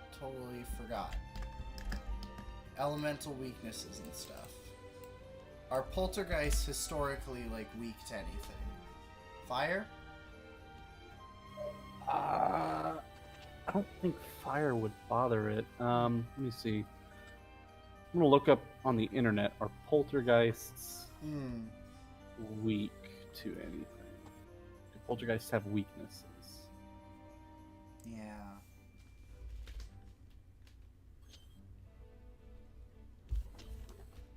Wait, what did that say? Do poltergeists do crossword puzzles?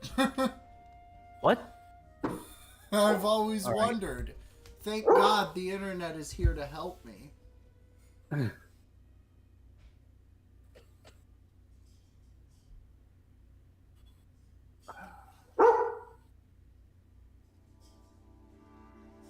Funny enough, the Phasmophobia wiki is one of the top results holy here. water.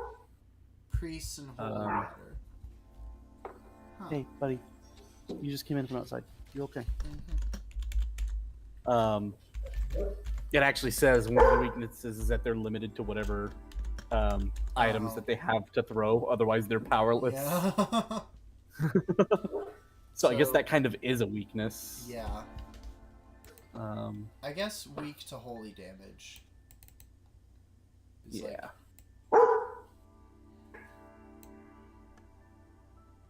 Oh, some poltergeist. Wait, it says some polter. What? I don't know if the players would ever think of this. What? Some poltergeists will cease activity if asked politely.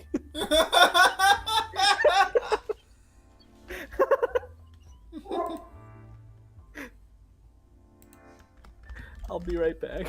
Okay.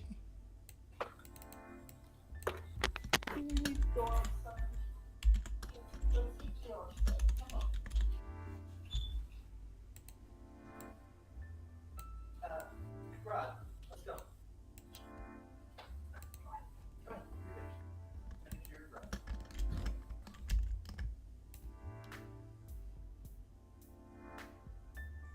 Oh, yep.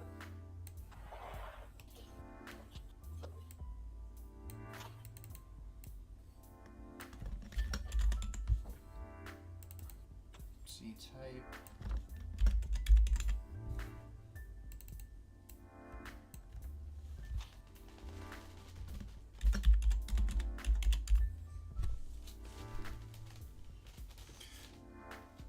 Brian? Yeah, that's good. Just in terms of magic, I believe poltergeists also tend to pick up one person among the group to target. Ooh! Ooh, that ain't bad as an idea.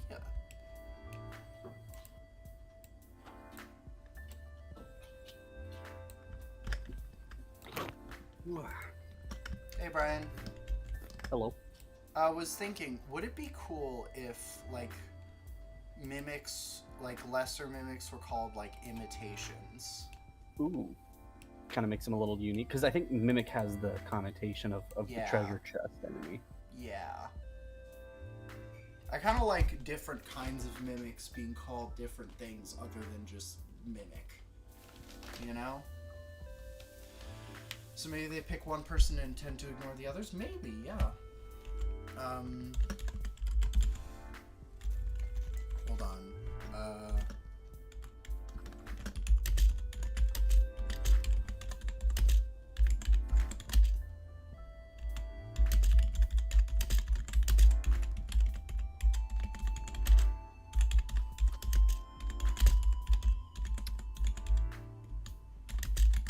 I just thought of one more enemy that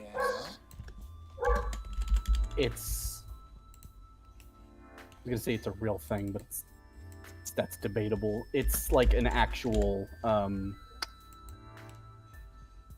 supernatural element, but I can't remember what it's called. Charlatan? Hang on. I'll be with you in just a second. Okay.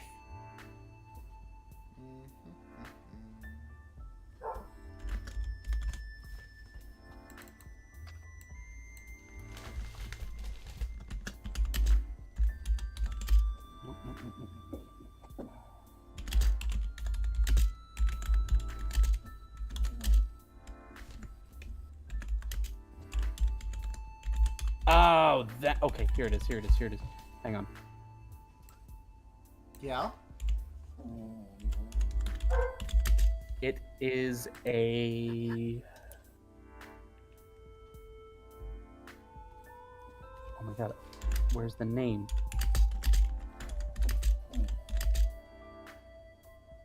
A tulpa. Tulpa? A tulpa. How do you spell it? Tulpa. Okay, hold on, let me look it up. It's a good boy. It's you. You're a good boy. Oh, what the hell? Oh. Oh, these are like the weird imaginary people? Right, so this is. I actually learned about this from Supernatural. I used to watch Supernatural way back in the day. And I always thought this idea was really, really cool. Wherein it's essentially it's a malicious spirit that only gains power. It's basically got Freddy Krueger powers. The more people that fear its existence, the more power it actually has.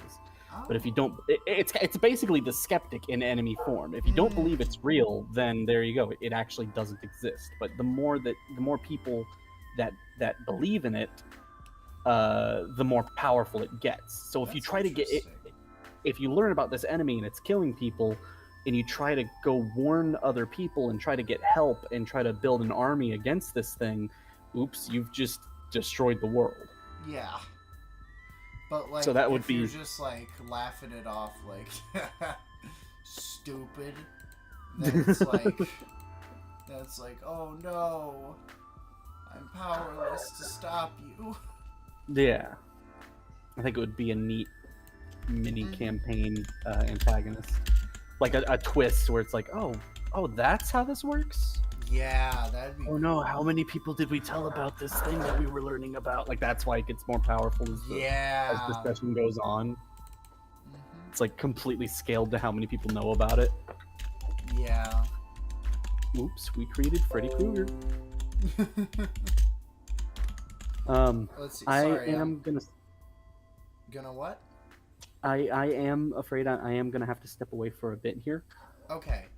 Probably, actually, it's getting pretty late for me, so probably it'd be a good time to end the stream pretty soon. Oh, okay, great. I'm glad I didn't want to feel like I was abandoning you or anything like that in the middle of the session. Hell no. Thank you so much for joining, Brian. Thank you so much, everyone in chat, for watching, for like being here and everything. It was so dope, like seeing y'all. This is a lot of fun. Yeah, hell yeah. I mean, if by any means like you're free over the next like few weeks, thank you, Jay Snail.